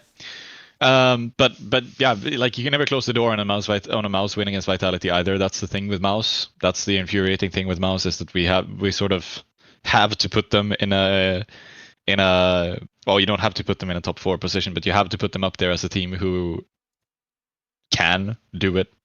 I don't think there's any question that they can. It's just they never do. So yeah, you can never close the door on it. You can never close the door, and it's possible we get a mouse win tomorrow morning. That would be nice to wake up to, for as a Brawlin fan. But yeah, yeah, no, it's a wide open event. If I'm gonna pick a winner, okay, Lock something in. think. If I'm gonna pick a winner, so you added Vitality. I could give it to. I think Vitality is the most obvious. Yeah, Vitality is the most obvious. I'll give it to Spirit. I think they're overdue a win, and I think it's about time we see this. The roster with Tenier take a proper win. Okay. Yeah, I mean, look, they played one series against Pain. Nuke got a bit close. Zwei top frags for the actual series. Like, he's top rated. Yep. Tied top kills. Like, that's a bit weird. Like, we talk about repeatability a lot, which apparently matters. Explicitly and incredibly. He says apparently. Yeah. After how many shows he says apparently it matters with repeatability. Jesus. Yeah, especially with guys like Zwei. Is a question: can he actually go and win you another series? Can Zwei win a series? But yeah, the Spirit pick is good. I think the Spirit pick. It's like a Falcons pick, really. Where it's like, talent-wise, I can't say they can't win, right? There's no real defendable position that it's impossible for Spirit to win this game. Like, of course, it's very possible. It's always possible. In that sense, Spirit have disappointed me this season since adding Tenier, because we talked so much about how dangerous they're going to be. We talked so much about how they are so stacked with Zwei on the roster, and with Tenier on the roster, and with Donk, and with Shiro. And we also talk about a lot about how Chopper maybe gets a lot more shit than he really deserves as a caller. We talked a bit about that as well, where like a lot of people are on the Chopper hate train, and we're not really up there. And yet they haven't really done much since then. So this is there's also been event. They played Pro League. There's also that's all they did. They played Pro League in a studio. That's it. So it's not like we have a long litany of failings to present. There's also been like excuses, as there always is with Halley, apparently, where you had Esports World Cup, they lose to Heroic. At that point, they were a dead team. We already pretty much knew Zontix was out. Blast Open London, they lost in the online stage. Again, without Tenier, I'm pretty sure. Or did they play with Tenier there? No Tenier. Oh, right. That was the then they Zontix, said, we're a dead team, we're not training event. Yeah. Yeah, and it was like, we have visa issues anyway, so we wouldn't have been able to go to London anyway. Ooh, okay. Yeah, a bunch of stuff. Fucking shut the fuck up. And then at Pro League, that phase loss is a bit disappointing. And losing a map to Inner Circle is a bit disappointing. So I'm looking for a reason to feel like Spirit Tenier I'm looking for a chance for Tenier to lock in Rookie of the Year on Spirit, and it's not really happening at the moment. So far, it's not really happening. I'm going to be honest. The debate is really, really tough, because I was complaining about this in my members only PR video. I'm like, PR should have been in a conversation for this Rookie of the Year. The problem is, team is going to play a massive part of this. If PR was on a team as good as Furia, sure, he'd probably have Rookie of the Year locked up a long time ago. But unfortunately, Molodoy is. And especially given the emphasis on, and actually good AWPer, PR screwed. It's Molodoy's event. It's Molodoy's award, like, almost entirely. Like, him or Kyosuke? No, it's still currently Molodoy's locked entirely. Like, Kyosuke's had good numbers, but Molodoy's got an MVP as a rookie on the weapon no one likes. Yeah. It's his. Yeah. It is fair. I think Molodoy are leading the race right now. I think Kyosuke, it's sort of tantalizingly close for him, because I think as soon as they win an event, especially if he gets an MVP, then the conversation shifts quite rapidly. Like, if Falcons win here in Chengdu, that's a win which outranks both of Furia's LAN wins. True. So then the conversation gets quite interesting. Pretty slim, because they're pretty slim. And not only is Monacy banging, but also just of the riflers, Nico tends to outperform Kyosuke. He has the more consistent role. Kyosuke does some pretty just difficult brute force stuff for this team. It shouldn't be his MVP. He'll have some EVPs. He might make a top 20 case this year, pretty comfortably, I think, with his numbers, potential EVP earnings, all that sort of stuff. Yeah. Rookie of the year will go to Molodoi, though, who'll probably be a HLT 10 player given the end of the year. Like, by the end of the year, he might be a top 10 player. Kyuzuki has the negative as well of only playing half a season. Molodoi has at least played the majority of the year. Yeah, it's like 3/4, 2/3, whatever it is, but like it's more than half. Yeah. So Kyuzuki has a downside there as well, but yeah, that's an impromptu Rookie of the Year pick.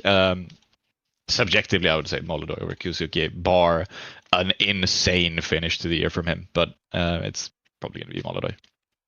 Yeah. And we'll get to the end of the year, by the way, and there'll be someone out there who's like, Kyosuke, disappointing. And I'll be like, did you watch They'll be Cock of the Week. A single game? Like, he was insane given what he was asked to do. Like, that is... If you want to feature on the show, you should tweet that at some point in January, and you will be Cock of the Week if you get enough traction on it. Yeah. And yeah, Bob, that's a good take. It's one that essentially we've had to make or talk about when people constantly... shit on Chopper, especially for me, is like, or shit on the roster moves, shit on Chopper. It's like, they're still winning a lot of games. Like, one of the problems they have is they've skipped easy events that they could have won. I feel like, where in previous years they would have attended some terrible events. Yeah. But yeah, they've had, like, that phase game. I had an overreaction to that phase game. Well, overreaction. I had a visceral reaction to that phase game where I watched a T-side implosion on Mirage that I just don't expect from this team. Like, sure, do I expect their T-sides to always be perfect? No. Do I expect them to have some problems? Yeah. But that was truly one of the worst T-sides I'd watched all year. And all of a sudden I'm like, is this what everyone else sees when they watch Spirit?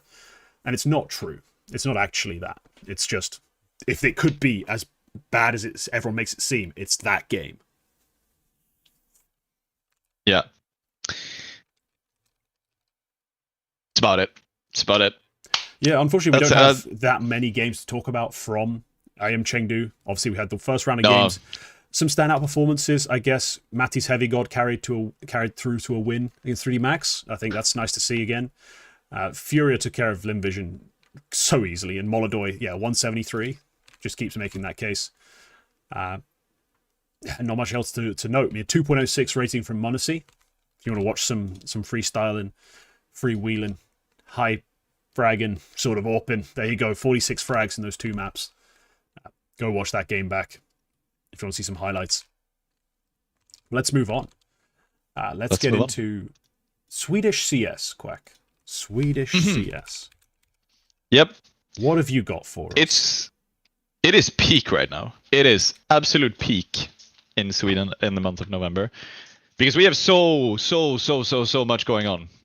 We have, as I've been talking about previously, the Swedish Cup hosted by us at Fragbite in Stockholm later this month in November. In about 2 weeks. It's going to be fun. I've never been to one of them, so it's going to be fun there. I'm going mostly for work, but also just it's going to be kick-ass to watch.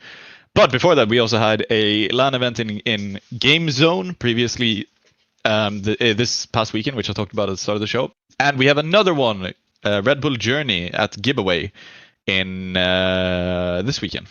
So in terms of that, it is absolute peak season for Swedish CS, and it is peak season for all the Swedish teams to really lock in a spot in that January ranking, which is so important. I'll give you a crazy thing. IEM Brazil, which is held in April, for no reason other than the fact that ESL are allowed to do it. The invites for IEM Brazil are set based on the January 6th ranking.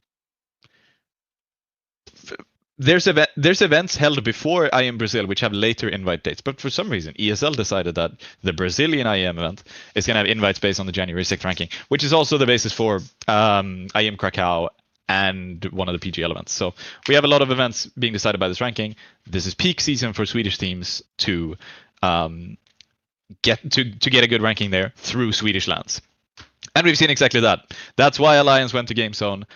And they absolutely destroyed. They played two Danish teams in the semi and the final, and they beat them both. It was Masonic and AAB. Legitimately exciting final. Unfortunately, I wasn't there to see it. I only listened to it while I was driving home from the event because it was so late, where I basically had to leave. But amazing event. I already talked about it both in the pre-show and at the start of the show. It's an amazing event. I won't go too much into it further, other than the fact that you should go to small lands. If there's small lands where you live, go to them, and you will have one fucking hell of a time. But the teams are also kind of peaking. With these LAN events that we have, the teams are also kind of up there right now, because Alliance are in insanely good form. Like in online play so far in the fall season, they are one of the most successful teams in Europe, and that's barely an exaggeration, because they are up there in terms of the record they have so far this season with how many maps they've played and how many events they've played. They are sort of up there with ESC, and they're up there with teams like Venom and to a degree BC Game as well, who they beat once. It's like I think they have a 1-1 record against BC Game. Pretty crazy, and that was in playoffs as well. They're performing really well. Their players are performing really well. We've talked a lot about Poi. Obviously, we talk a lot about Poi always on this show. Shout out to Poi's dad, an avid Retake the Week watcher. Hello, Dennis. Nice to see you again. And Avid is up there. Era is up there. Twist is putting in some legitimately impressive performances with the T-side calling, because Alliance have some of the best T-side win rates in the fall season in the world right now, especially at their map count. They are up there. But it's not just limited to Alliance. You have Eyeballers as well, legitimately impressive with their new roster. Bob XD is at a very high level. Maxter is showing a pretty high level. You have a pretty... you also have a really high floor for Eyeballers, which is sort of new for them. They've always been limited by the fact that I feel like they lose games they never should lose. That's sort of been rectified, because if you look at how they're playing, there's a lot fewer mistakes, and I think we're finally starting to see the impact that Pita has as a coach, and the work that he can put in, and the change that he can have as probably one of the best coaches in Sweden for these Swedish teams. How we can raise the floor of this team, and how we can get a really good floor out of Dex and Rolf and even JW, to the point they're not big liabilities for them. And I gave a lot of credit to Johnny Speeds when I wrote about them in the Beach Rams article the other day. They have a very low floor. Their problem is they lose stuff they should never lose. But their absolute peak level is you're actually getting, weirdly enough, it does feel like they have managed to replace Melo 9. Despite not signing a big star player to replace him. Because you have really good peak performances out of Sapek and Heap and... I'm blanking on whoever the other rifler is who isn't Lekale. No, he was replaced by Lekale. Lekro? Why am I blank? Lekro, yes, legitimately quite impressive so far on Johnny Speeds, considering he's calling. So we have like peak levels of CS and Medisport. Look, not even I can glaze Medisport. They're kind of shit right now, but they're sort of interesting because they actually made a change. They got Knock in, they got Dragon in. Dragon, not a bad little player. Knock, it's about fucking time he's on Medisport. They're going to be really interesting. All of this is coming together in the LAN stage of the Swedish Cup, the biggest Counter-Strike event in Sweden. A genuinely solid event with really solid production, and it's gonna be so exciting to watch these teams battle that out in playoffs. And we're in the lead up to that right now. We've had the qualifiers. We know who the other 4 teams who are gonna attend are gonna be. Most interesting, in my opinion, is Foot Academy. Very interesting. There's sort of pet players that I really like. Like I've talked about Brillo before. It was actually really funny when I showed up to Game Zone. They were prepping for one of the games they were gonna play. And so I didn't say hello. I just started taking pics of them. But then Brillo looked up at me and said, "Yo, real Quacke?" And then he started talking to his teammates, and he was like, "I was prospect of the week once." And then we sort of talked about the fact that you are an asshole to some of my picks sometimes. But then, yes, sorry, man who played online Swedish Cup 16 months ago that no one watched, no one heard of, and played against other Swedes I've never heard of. I wasn't particularly chuffed or impressed by the pick. Sometime soon, I think you are going to be impressed by this team because they are developing quite rapidly. They have some good players. Dest is on there as well. And doesn't really matter what you say in your demo reviews. There is something in my eye test that just goes, wow, Dest is so clutch. He is so good in those clutch situations, and he can really play at a high level when things click for them. We're not here to talk about that. Interesting team, big org support.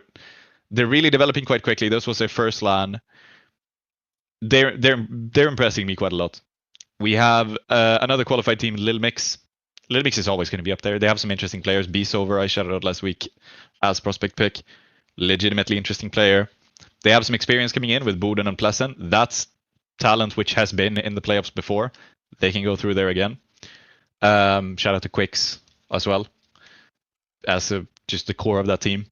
And then we have two interesting mixed teams. Fuzi's going to be playing, which is very exciting. Like Fuzi came in as a substitute on one of these mixed teams, on one of these like random orgless mixed teams which played the qualifiers, and they qualified yesterday to the LAN portion, and he can just take over that group stage. So to preview that event, that's 2 weeks out, but there's a lot of exciting stuff happening in Sweden. Even some of the non-qualifiers, I feel like that's an exciting team. Like, I'm thinking about Yin Yang, the ones who played in the semi-final of Game Zone. They don't have these young stars. Like, there's nobody on the team who is 17 years old and banging out insane maps. What they have is the fact that they've been grinding together for so long, and they've been practicing together for so long, that they look pretty much more cohesive than most. Like, they look as cohesive as a top team in a lot of these games, and they play a really good level with some really underrated players who could go, like, if they had started, if they were 18 years old, I would have been saying these are players that are going to be signed to Johnny Speeds. Unfortunately, they're 25, but it's still a team that can do a lot of damage. They're starting to enter the VRS. They're starting to enter ranked European play. Really exciting. I'm just really chuffed about Swedish CS, and I wanted to talk about Swedish CS for a while on the show in an uninterrupted portion of time. Bottom line, Alliance are in a really good position to win the Swedish Cup, to get a lot of VRS points, and to actually become like a borderline just outside the tier 1 sphere team, with Poi, with Era, with Twist at the helm, with Avid showing a solid level, with Upe with a very high floor as well for the team. And the way they're talking, the way they feel when I was talking to them, and the way they're talking about their season so far, this feels like a team which is going to be tier 1. This feels like a team which is going to be up there in the sort of ecstatic spot where, like, they're starting to get some small invites. They're starting to qualify. They're going to be one of the 9s, one of the OGs. And the start of that is to gain a lot of VRS points at our Swedish LAN events. And I'm just really chuffed about that right now. Let's fucking go Alliance. Let's go always. Let's fucking go Alliance. I'm an Alliance fan at this point, but I'm also impartial. There's also other teams you could support if you want. Okay. Well, I hope half of that comes true, because I'm not going to say all of it, because that'd be ridiculously ambitious for all of these little things you're excited about to all come true. But look, I've been waiting for someone in Sweden to not be criminally disappointing as a team. Mm-hmm. And wow, it's been a long sort of 7 years. The fallen kingdom of Counter-Strike, still trying to build itself back up. But if there's anyone that I think, in terms of the roster, that I would want to do it, well, historically it would have been Metasport. It's not been for a while. Currently, Alliance would be the most interesting, right? Like, Poi, Arvid, these are two very talented younger riflers who, you know, when I've watched them, have actually impressed me, you know, somewhat. Depending on the map, because Poi's records-breaking map was actually the most underwhelming map I watched from him all year. But some of his other maps have been really strong. And yeah, you know what? They have been playing fairly solidly online. Like, they've had a couple streaks of really good results. Look, some losses, you know, Galaxy Battle, Winlight, CCT, like straight playoff invites I think they had, or yeah, I think it must have been. And they played one game, went home. But then at the same time, you know, the Challenger League Cup, they finished 3rd. Some pretty solid wins in there. Game Zone Cup they win, not that impressed with. You know, it's just it's a smaller cup, but there's been some solid results. We'll see. We'll have to see, because I'm always going to be more measured than you are when it comes to Sweden, for obvious reason. If they don't get it right off the back of this roster, Alliance, what are the changes that we make? Like, just an open-ended question. Like, let's say, again, we come back to the same thing we always do when it comes to Sweden. Like, what's our super team? What's our actual best team? Because we always talk about there's talents here, there's talents there. This guy's really good. This guy's really good. If no one ever makes it out of the top, no one makes it past top 50, clearly we could be doing better if everyone's so talented. So let's ignore the teams like Heroic, teams who are already in the top sort of 40 who have multiple suites. What can be done in terms of merging these rosters? Let's say tomorrow, Alliance want to pluck the best players they can from Johnny Speed's Metasport Eyeballers to build the best possible roster. Who it is? I can't remove a player from Alliance at this point, to be honest. I feel like they are at the peak of their game. I think Rolf is impressive for Eyeballers if you want to raise the floor even more, even if I think Upe is he's doing a solid job there. It's not really showing in the stats, but he's filling his role quite well. I think you're more looking at Poi might not be able to stay in Alliance. I think the clock is ticking on how long it takes before somebody puts in a higher ranked offer for him. On paper, statistically, Bob XD is outperforming Poi at the moment in similar roles. I think it's not the full story because Poi does also cover a lot. He has a big leadership role. He is the CT side IGL for the team. And so it's not the full story for the team. But pound for pound, right now, Bob XD is putting in a more solid level in similar roles to Poi than Poi is, while being more active than him as well, like while being able to take more of these openers.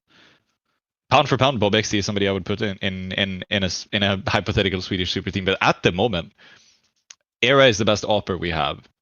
I think so far where Male 09 has been on Metasport so far, I feel like Ovid is outperforming him as far as you can compare them pound for pound.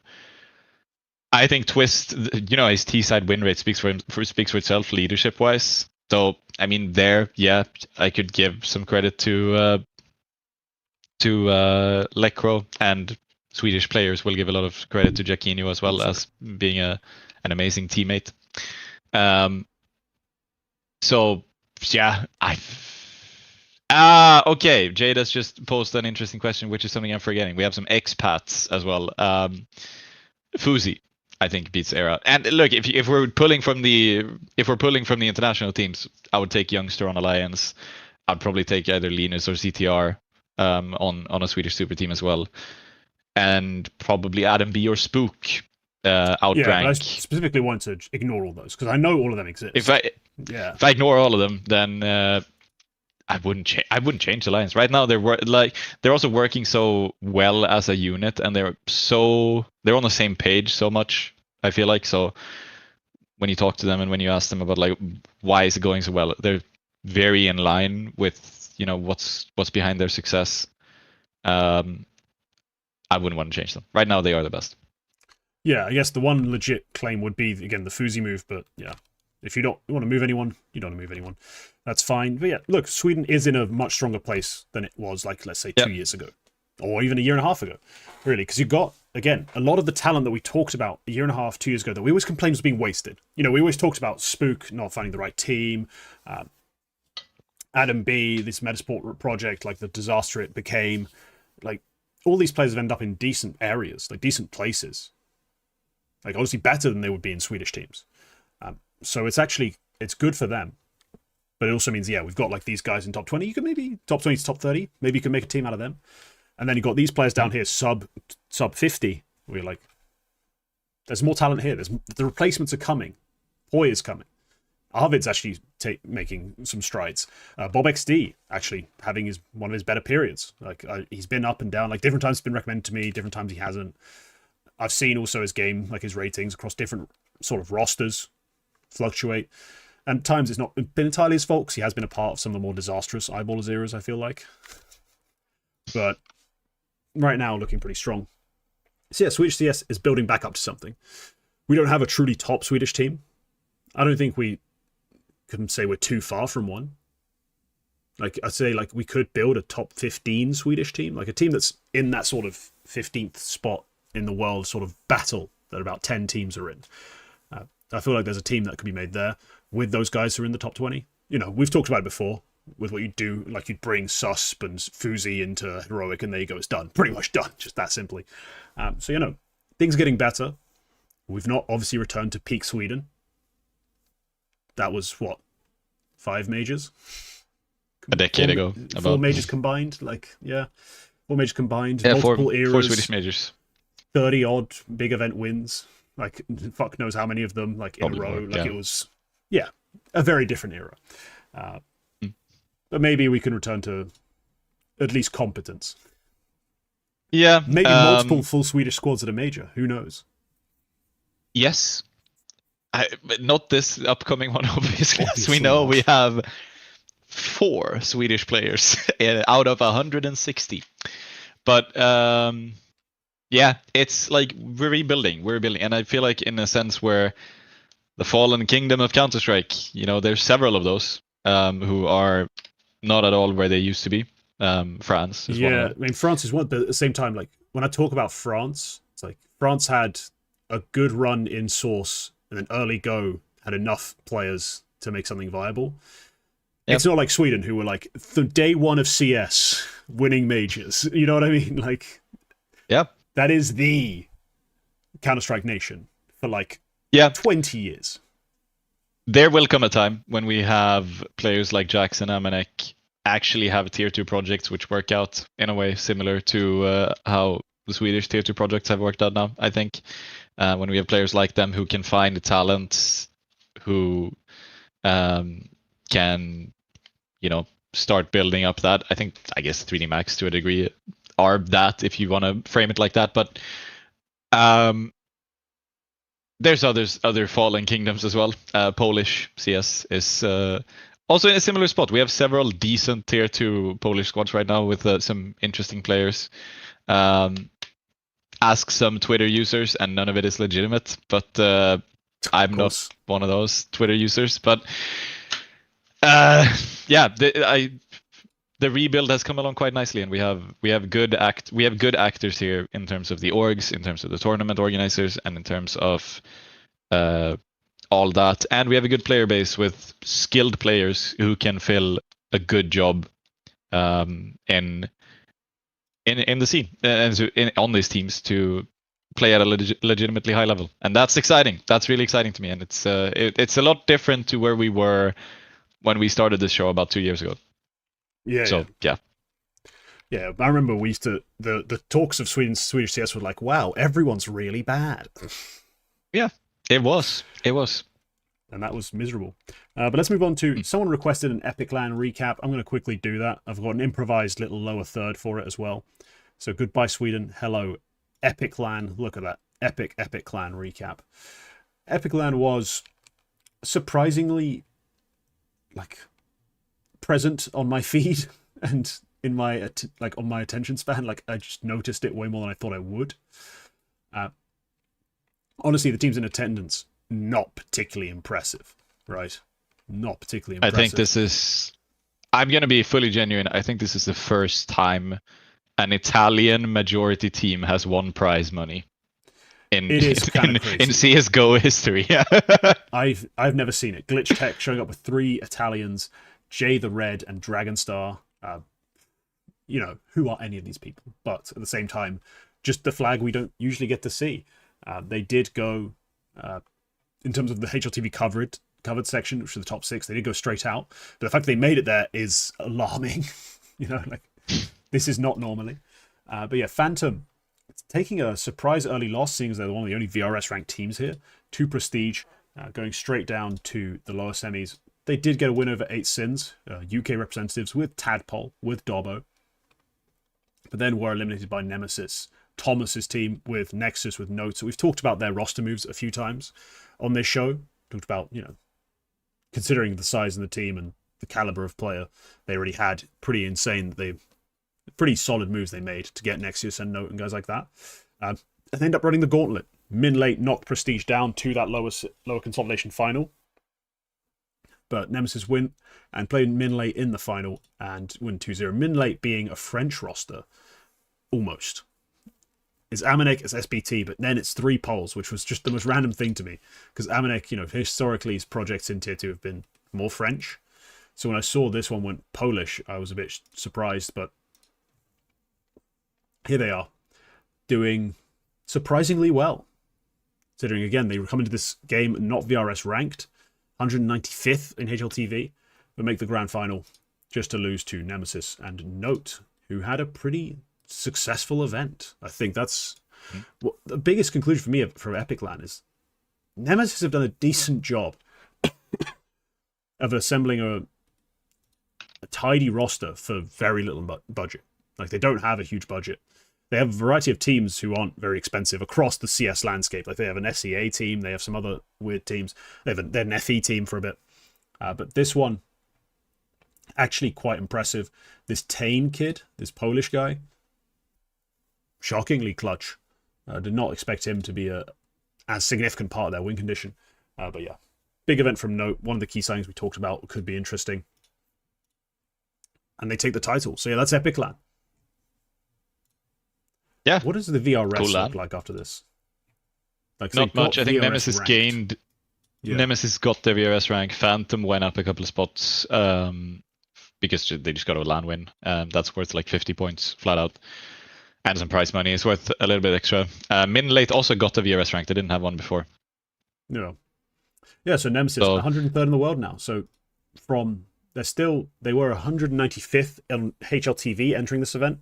They exit this event 105th on VRS, although they've now gone up to 97th on VRS. And 106th on HLTV. So big swing, big change in their position. And yeah, full credit to them. I don't know who's doing the scouting for them or who's picking up these players. But Tane is a surprise sort of pop-up. Like, came out of nowhere for me and actually helped this team a lot. Yeah. It's a solid little team. It's fine. It's fine. It's fine. It's a fine. It's a fine. It's a fine little event. It's a small LAN. These are important. You should have gone there. If you were anywhere close to Kettering, you should have been there. I was nowhere close personally, but also I don't know where Kettering is, but the UK is also pretty small. Where is Kettering? It's not in London, which means I have to get a train there, which means it would have cost me more than probably a small car to get there. So fuck that. More than a small car. Yeah, probably. But yeah, it's organized by some cool people. Mischief, the guy most of you know as Mr. VRS, he's also usually Mr. EPICLAN. So it's cool to go there. To say, like, EPICLAN popped up in my Twitter. Like, it popped up on Twitter with them asking who wants to cast EPICLAN, like 3 weeks before the event, maybe less. Yep. And I was like, did you not schedule this more than 3 weeks ago? Like, couldn't you have asked sooner? Like, I didn't realize it was happening. I saw that pop up. I was like, well, if I hadn't already made a bunch of fucking plans that weekend, maybe I would have considered trying to do this. But yeah. For some reason, it was very last second. They run several of them. They ran one in July and they ran one in February. So there's several per year. So I guess a lot of the planning is a little bit short notice, just because of the fact that they run these over and over and over again.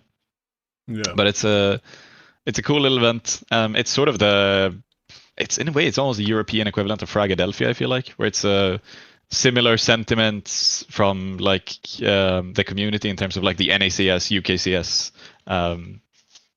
how they're sort of lifting the scene up. It's easily the biggest actor in terms of hosting LAN events in those regions. Yes, but also in a similar way, they're similarly expertly run. Like this is well run events from people who know what they're doing. They have a lot of time a marquee for me for how good a LAN event is. Do they have good photographers? And EPICLAN have always had very good photography. Fragadelphia has always had very good photography from Munster, not Munster of Passion UA, but Munster of previously of EG, the EG Academy system. And the production is always good. The streams are good. They have good talent. They have good fun. There's a lot of good content around this stuff. There's a lot of fun moments from these events. So yeah, it's good. If you have the chance to go, if you're watching, the viewer, if you're in the UK and you have a chance to go to the next EPICLAN, you should, because everything I hear about it is that it is really fun, and I hope to go someday. Yeah. Well, that's the EPICLAN recap quickly, just taken care of. I will be trying to see if I can catch a Tane demo or two, just out of curiosity, because it really came out of nowhere for me. But let's move on to Cock of the Week, the only segment with an intro, the only segment with a theme song. Everyone sing along in chat. There we go. Quacke, who is the Cock of the Week this week? Cock of the Week is a little bit tame. Had I known how this show was going to go, I might have picked you, just because we disagree so much. But I'll just use it as a springboard. Like, absolute fucking L take, one of the worst takes I've ever fucking heard. But yeah. I'll use this as a springboard for you to give some thoughts on what you think about the player who's about to mention. HLTV thread titled "Hunter Best IGL at this point?" ? Not only he has one of the best strats in 2 scene, but also can be top fragger and having impact, which is odd for a IGL. That's the post. So I'll just use this as a springboard for you to. What do you think about Hunter's IGL? In what way is Stefan Flash deck incorrect? In every way that does not pertain to the Inferno T-side mid-round calling, he's pretty much wrong. And even then, no, yeah, it's all the mid-round, because early round Inferno, they are a bit of a nightmare still. Give me fucking flashbacks and just fucking make me shake when I think about Malbs MD running 16 times through a smoke with no flashbang for no fucking reason on Banana. Like, they are good at a certain point on a certain map, but otherwise, there's nothing really special. Like, they're slowly getting better, they're getting better structure, they're running better XX. Soar's having some influence. They are, I think, slowly getting there, but they're far from a well-called team yet. I wouldn't give them that sort of accolade. I do think they are a bit underwhelming in that sense, so no. They are far off when they say that Hunter could be the best IGL on the scene. I mean, do we give him credit for being a better fragger than the average IGL? Sure. But that's also not how we judge IGLs. Otherwise, just give IGL of the year to Blitz. You know what I mean? Like, that's just not even a conversation at that point, because most IGLs do play incredibly sacrificially. They do try to set everyone else up before even thinking about themselves. Plus, they spend their entire week watching demos, prepping game plans, and not playing deathmatch. So they generally do just fall off mechanically. So, yeah, this is a ridiculous reach to call him even one of the best. One of the best would be idiotic. The best, you're lying. You're just lying. You don't believe that. You do not believe that. So no, this is a terrible take. I mean, I was going to do a Power 10 this week on IGLs, but then I decided, you know what?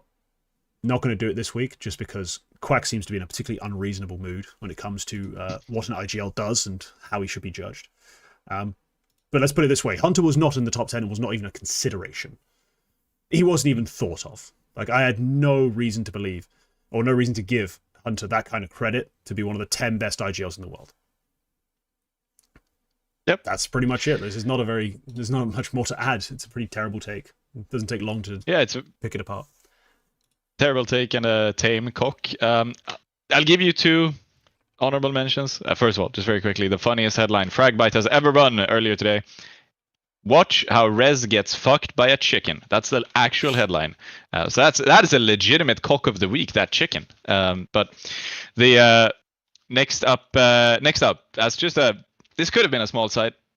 Did you see all the discussion about Valve denying basically every single player signature for the major? No, I did not, because I don't follow a lot of players. Their tweets are usually very boring. So I think the most egregious one is the one Halzerk said was denied. Everyone who has literally just written their name on a piece of paper got their signature denied for seemingly no reason. And they don't get a chance to resubmit. They just automatically get the signature they had at the last major if they had one. So in our DMs, I've just sent the one that Halzerk said he submitted and had denied. Can you figure out why?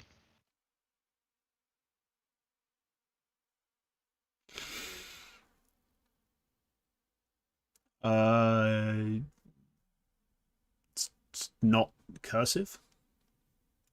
I guess that's why, because Like, there's no one signs their name in block fucking capitals, so I guess like it's not a signature, but like it's according to what CS signatures stickers are usually.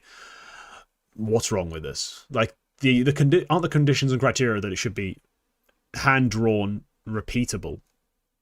Right. Like that's about it. Right? And yeah, not contain a dick or a slur or something stupid. Like hand drawn, repeatable, should be reproducible in like 5 to 10 seconds. But there's a lot of these which genuinely are, and like they made the signature by timing themselves as they type it. Like I think the one Sonic had his design, which was legitimately sad. It's like this one is super simple. You can type Halzerk in capital letters with a pen. That's no issue. We call it writing, but yeah. Yeah, it's the same word in Swedish. So thank you for making fun of my. Yeah, you're welcome. That's what I'm here for. But yeah, Cock of the week. Cock of the week, honorable mention. Valve Gaming, for not giving us fun signatures. I hope they're inconsistent with this and have just approved a bunch of really fun ones as well, which we don't get to see because they didn't get denied. But I really hope we don't get to see just like everybody's just written their nickname in cursive, because that's what Valve mandated, because that would be so boring. I love the ones that are creative, like when you get the ones that are a little like Head Trick had one where he literally just typed his name and then on the age he drew an opscope, and that was apparently denied as well. Yeah, this is one of the weird things where I'm like, Valve, why do you care about this? I think it came to a point where like some of them were egregious. Like Wicadia submitted one which was just a font, and he did just type Wicadia, and like that was, you couldn't do that. Yeah, there's reasonable exceptions, but like to make it so harsh, black and white. I mean, I guess sure, when you're trying to be picky, there'll always be some guy with a lot of very dumb Twitter followers who will get mad, and then you'll get some stick for something. But like, so what? You know, yep. So what? You like, we don't know who any of you are anyway. Just be inconsistent and get some shit sometimes. Like, it's not the end of the world. I do think these should, like, we should be allowing designs. Like, I guess the designs should be made by the players would be the one. Yeah, that's also another thing, that some were commissioning signatures, which I also think is kind of shit. But what they did in Shanghai was everybody got to write their signature on a piece of paper when they showed up to the RMR. See, that's which I think is fine, clean and easy. Like, yeah. And if you want to do a design like this, like Head Trick has done, where he just types his name, like you would normally, writes his name like you normally would with a pen, and then he does an opscope, like simple as that on pretty much every single one of his major signatures in history. I think Kenny S had a couple like that as well. What's the issue? What's the issue with Halzerk just typing Halzerk in big capital letters, like Dick Stacy did on his one? Like, I don't know. This feels like one of those weird things where it's like, there's no reason to be a knob about this, and yet Valve have chosen to be. So yeah, here we are. The saddest one was the one where Yakindar, he'd written Yakindar, and then he'd sort of sloppily drawn like a picture of himself in front of the monitor when he's, like this view. He'd sort of drawn like the top of his own head over the name Wicadia, or over the name Yakindar. So that's a shame it was denied. I wish we could have seen that one. Yeah, Valve really putting their foot down on the weirdest thing that no one cares about, or no one should care about. Story really. of Valve. These are stickers in a game. So what if they look a bit overdesigned and cool? Is it really that deep? Is it really that deep? But okay, it on really a day is not. On a day filled with unreasonable bullshit, we're going to do the Retake Games, which historically has also led to a lot of unreasonable bullshit. Quacke, you have a game ready, I believe. Yes, it's another hot or cold. We've done that before. Let's try to get this. I might put some time pressure on you. in this one because this is a long show already, and usually these get quite drawn out. But it's hot or cold. You have 15 questions, or 15 guesses rather. Every guess you make, I will give you a score 0 to 100 based on how close you are, where 100 is the correct answer, and it could be a team or a player. So give me your first guess. Brazil. 2. Cool. Eliminate all of them. Next. Let's see. Intelligent. Russia. Probably a 5. All right, eliminate all of them. Sweet. Yeah, you can eliminate a lot of stuff here. Let's go. Okay.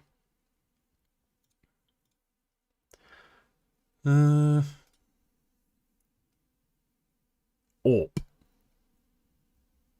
Ooh. 35. 35. Okay. Actually, interesting question. Red logo.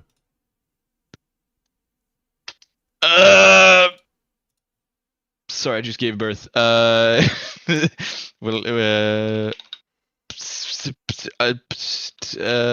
no, probably 15.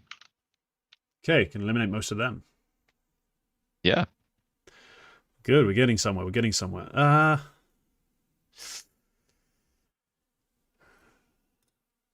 You're doing good so far. You're doing good. All right. G2. 5. G2 at 5, so nothing relevant to G2 on this team. Can eliminate some Falcons players. Although one of them was already eliminated because of his... Yeah, 2 of them were already gone, but that's not Nico, basically. Okay.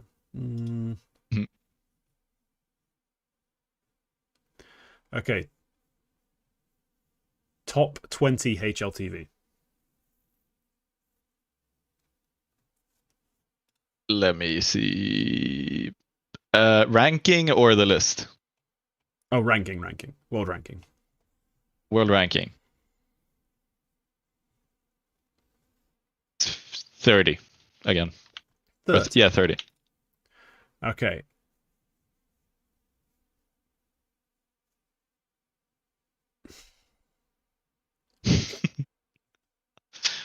Okay, let's use the most controversial thing that's ever been said on this show.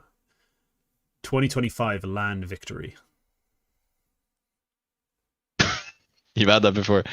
I guess, considering our past track record, I'll have to give you a 85. So this team has won or come close to winning a LAN this year. They aren't in the top 20. This next question is the halfway mark.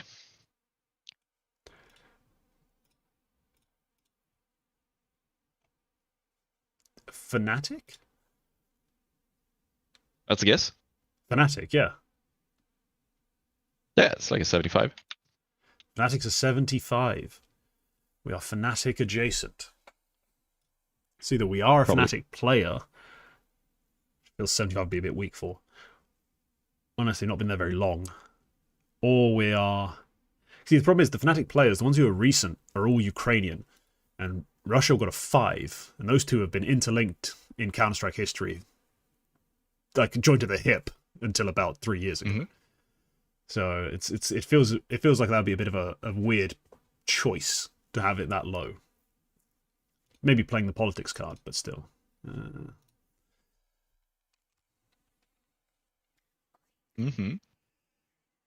Okay. It's not really an AWPer, but we got a surprisingly high AWP score, which is a bit confusing. Like 35 is a bit of a tough one to judge.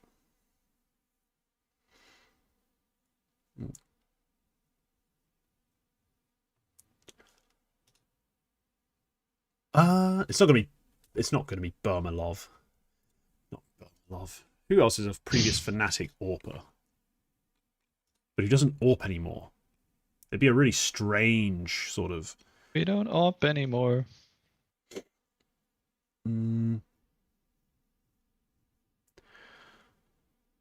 Oh. OG. 1. Okay, so it's not Nikodos. Good choice, though. Right? I was thinking it's the right sort of thing to eliminate. Yeah. Half oppers from Fnatic, yeah. IGL. Yeah. 70. 70. Okay, Jaquinho. Ooh.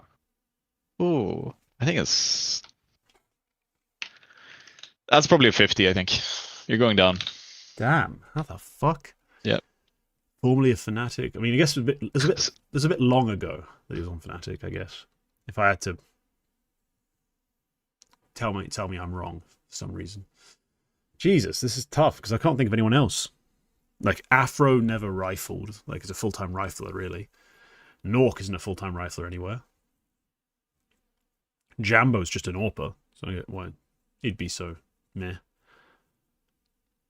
Strong IGL result. So strongly linked to IGLing. Mm-hmm. But definitely not Jaquinho. Lecro never AWPed. Twist definitely AWPed at some point. He's done everything in his career. Twist. 100! Yes. I picked somebody I met this week. But yeah, Twist.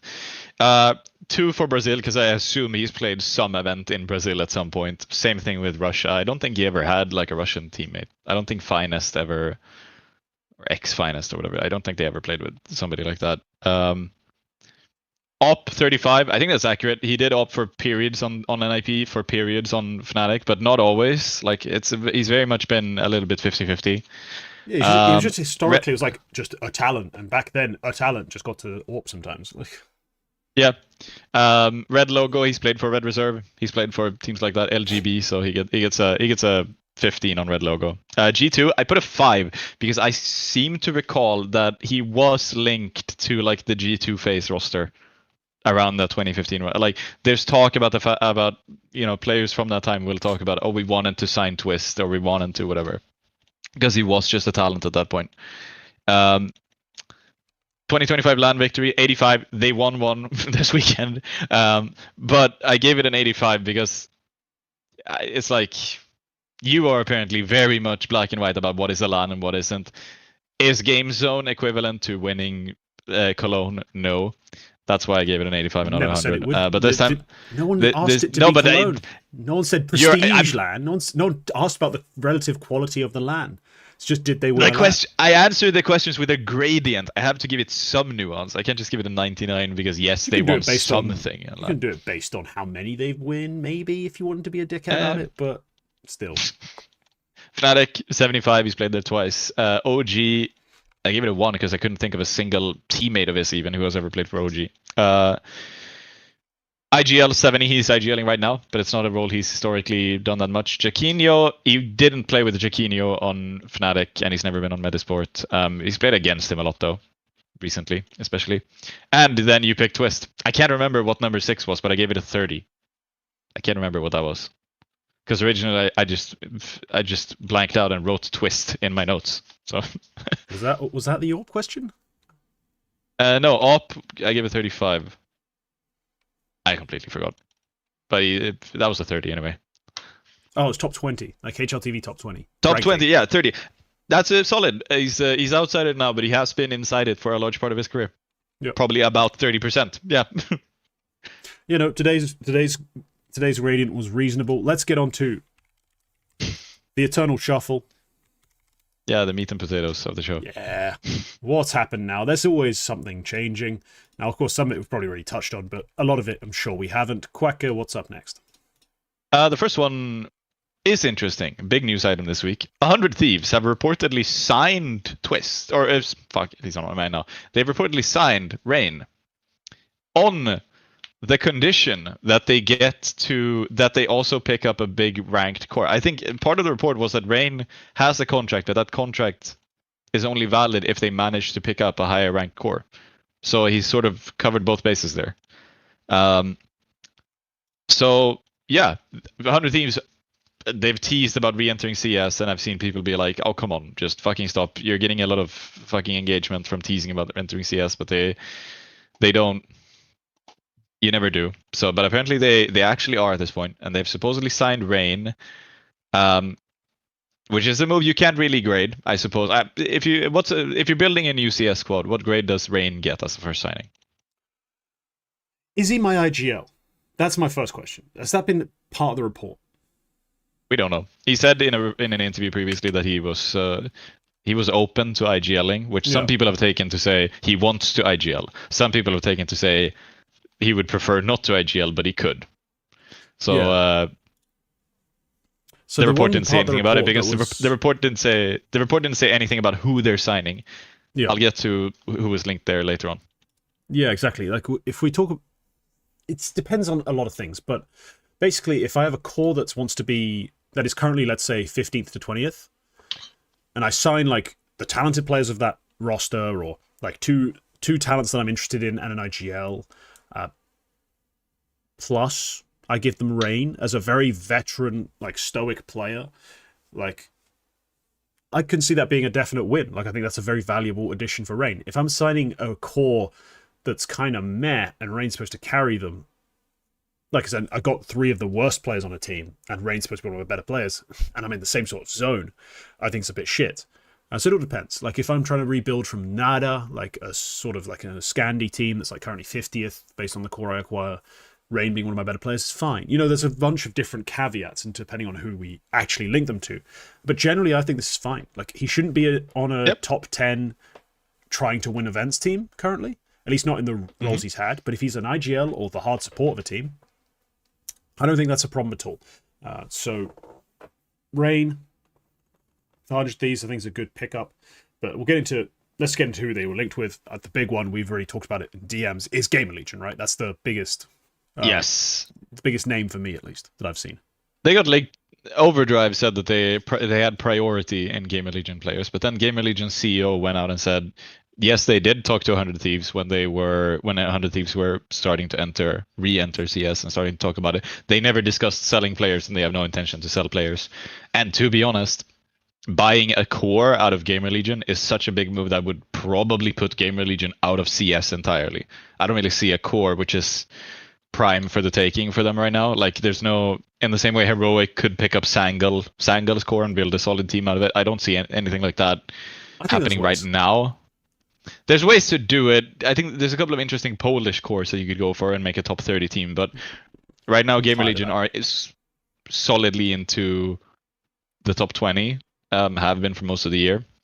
And this is something that Mischief talked about when I raised the idea that you could probably pick up a 9 core. There's big VR, like negative things with 9, with their VRS, where like it's not a wise move for Gamer Legion to pick that team up because they basically can't climb. He calls it an anchor, and I still haven't fucking understood what a high anchor is in terms of VRS. If somebody knows, please don't explain it to me. That would be hell for me to read in the live chat of a live stream. But it has a high anchor. Supposedly those teams, several of them do around that top 30 mark, which makes them bad signings according to Mr. VRS. But they've got to buy somebody, 100 Thieves, and Gamer Legion were some of the players they were linked to. Some people immediately thought, let's go. It's obviously going to be PR, Res, Towson, and Rain is going to IGL, and they sign an Opper.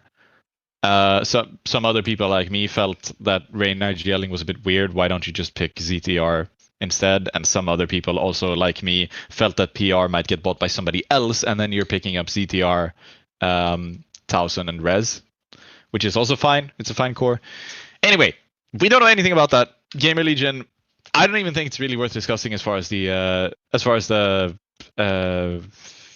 leak goes, because when the CEO comes out and says we talked to them, yes, but we didn't talk about buying players. That's not.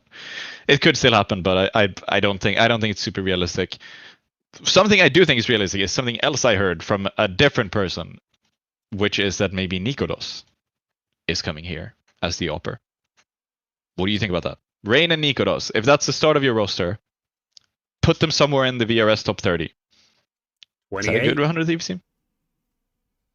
28? If I got nothing else to base it on, yeah, like 28th. Like if I have to put them in the top 30, they're not much better than that. Like it's right. It's not supposed to be a diss on Nikodos. It's just like if my leak is I've got 2 of 5 players and they're both not the best player in the world at their position, like sort of thing. I don't have much to go off of, so I can't really put them much higher than 28th in the world. I don't think it's a bad start. Yep. I still think you can build a decent roster out of it, but it's not spectacular.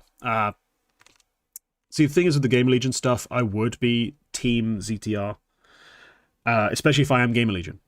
Like I'm like, okay, yeah, have our core. We're keeping PR, unless you pay a real fuck you fee. I would sell a core for a reasonable-ish price and then sell PR separately for a reasonable-ish price. But if you want my core and you want ZTR, PR as part of that core, you better pay me a fuck ton of money. Like, you better be spooning things over like crazy. Raiders and IGL with Res, Taos, and PR doesn't appeal to me that much. So I do think a part of what makes Game Legion so good is, well, it's not even just the calling, it's the coach IGL combo using these pieces. Like, it's a real chessboard that you have to get right, like in terms of where you set these players up, how you use them. I don't think it's that simple. You just sign them and you're good. Now, if you sign ZTR, PR, or ZTR Res, Towson, ZTR PR Towson, I think you've got a better chance of making something work. And even then, I think if I'm Gamer Legion, I'm trying to sell you Towson, ZTR, Hypex, or Res, ZTR, Hypex, something like that, and then keeping some of my younger talented riflers. Because technically, hey, you get the ranking spot. What are you complaining about? 100 Thieves. You got the ranking. That's what you needed. Yeah. Now you can go waste some money on someone who's really, really good to replace who we've not given you. But yeah, it's a difficult thing to judge until we have more concrete leaks. For me, it's just by itself. I get Rain. I get a core of players. I'm not trying to be a major winner anytime soon. I think it's a good re-entry into CS. Right. I will give you a question here, though, to follow up. If I'm Gamer Legion and I do get a core bot, let's just hypothetically say it's any given core. You can pick which core it is bot. Yeah, let's go worst case scenario. Res, Taos, and PR gone. Yeah. Who'd you pick up for that? So my immediate sort of thought, I know you're going to hate this, and I think that's the reason your brain didn't go this way, is I don't mind the idea of going and picking up some of these Swedish players, picking apart some of these Swedish cores to be like, yes, I'm losing my top sort of 20 spot. There's no way that on Game Legion's budget I'm going to replace that. So why not? I mean, you can go not dumpster diving, but you can go looking out the top 50, which technically would be dumpster diving if you're a top 20 side. For a core of players that keeps you at least within that sort of minimum invite range, then I still have my really good coach, my really good IGL, who's been working with for a while. I have a developing AWPer who's going to get to take a step down in competition and try and work his way back up. And, I can build him up into the mold of what I want my AWPer to be. And yeah, give me like Poi, Arvid, Uppe, or something like that to try and make it all work. I've got Ash. Remember, I've got a guy who's made a lot out of little. And sure, he struggled with the AWPing, and hell, part of this whole downgrade system would be to allow him to maybe rebuild from fresh with Hypex. Okay, it's a new team. What do I need to give you that confidence? Like, how do we set you up? Let's break it all down and, really take your game to the basics again and, make you into the AWPer I have in my dreams. That's, I think, an option for them. A very realistic one. You could always go the Polish route, but I'm just tired of Polish teams being the way you get VRS, so I don't want it. Like, I just don't want it to be the case that they go for that. Yep. Otherwise, maybe you try looking at Sinners. Yeah. Maybe you can do worse than Shot, Kisarek, Stress On if I'm going to be forced to play online games. Yep. I just don't think they have that great a ceiling compared to, let's say, like getting Point of it. If I get those two guys, I think I've got a better ceiling. Yep. So that would be my immediate thought, is to go long-term rebuild. That's okay. We got a big fucking payout to sell those 3 guys. Especially if you sell those 3, you can probably charge like 7 figures. just to get Yep. that core sold. So yeah, that'd be my way of approaching the rebuild. Yeah, I could see it several ways. I could see Gamer Legion starting completely fresh by taking the opportunity to replace Hypex and selling PR to a different team, and then selling the ZTR core. But if I'm keeping ZTR and Hypex, when I looked at the ranking, my mind instantly went to Ecstatic. Because I feel like if you pick up something like Anlelele, Nut, and Sierra, that's insane. That's legitimately a team which could replace the talent that they're trying to replace. Yeah, but if you I don't know. The problem is with that is that they're already top 40. That team, they've had maybe if they're in a selling mode because they're disappointed with how the season ended, missing the major, you could probably get a deal on them. So that's actually probably a very viable choice. I hadn't thought about that. There's a potential context of Ecstatic wanting to restart as well. You might get a good rate. Yeah, I feel like if you could probably just throw money at them. I feel like you could probably outbid Ecstatic for all those players. You could go Polish as well. I think there's a scenario where they sell 4 players and they end up with having only Hypex left. You could pick up 4 players off of ESC or Venom or the X Inner Circle core and make a team out of that. You could pick up players from Monty. Sinner stood out to me as well. I feel like you can make a team out of that. There's ways to make this happen. Some are suboptimal, some are fine.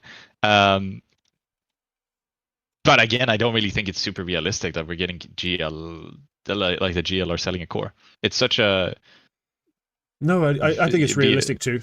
Like at some point that this would happen, that they have talents, they never convert it into being top 10. Like the talents don't magically become gods. That's just not how it works. For example, Rez doesn't magically just go back to winning MVPs and stuff. He's good, and we always say he's good, and we're always like, oh, Towson plays beyond his roles, but then we're not pretending they are Serato and fucking Nico, are they? Like, they're just impressive compared to what we expected. In the end, what happens is Under Thieves want a core which they can start with, and they can gradually ship of Theseus into a solid team. And if they buy from someone like Gamer Legion, they're just going to have to do the exact same thing, but 20 steps below. That's why I think Ecstatic might be perfect. That's why I think one of these Polish teams would work. You could probably stay afloat in online CS with, let's just say ESC. Doesn't really matter if you keep Venom or if you keep Hypex over Samey, or if you keep Samey over Hypex. It doesn't really matter. If you have that team, you could stay afloat in online play for 3 months, and then bring in the play, your new signings, your new scoutings, the players that Ash has been looking at for most of the fall season. But it's, I'm not sure. I like the Swedish call as well. I think they're a bit lower ranked, and honestly, I'm not sure you'd want to pay. The issue with Alliance is that Alliance is a pretty big org, just not in CS. So like, how much money could they push back with and say, well, we want this high of a buyout? It might come to a point where a Gamer Legion look at it. Okay, so we're buying Alliance players for how much? And it's like, I feel like Alliance might win that bidding war. But I could see like an Eyeballers core. Fuck yeah! Like if you take Bob XT, Maxter, and Rolf, very solid. It's still fine. I wouldn't cry about it too much. I wouldn't cry about it too much. They're about as highly ranked, and I think they have maybe not as high a ceiling as Boy and Avid, but really solid. Yeah, we'll see what happens. But anyway, very interesting. Yeah. Speaking of Nikolos, he is benched along with Krizen. I hated this. So much. Yeah. It's like, oh, Krizen's our long-term option. Just kidding, rug pull. He's not. That's exactly what this move was. Like just going back on their word.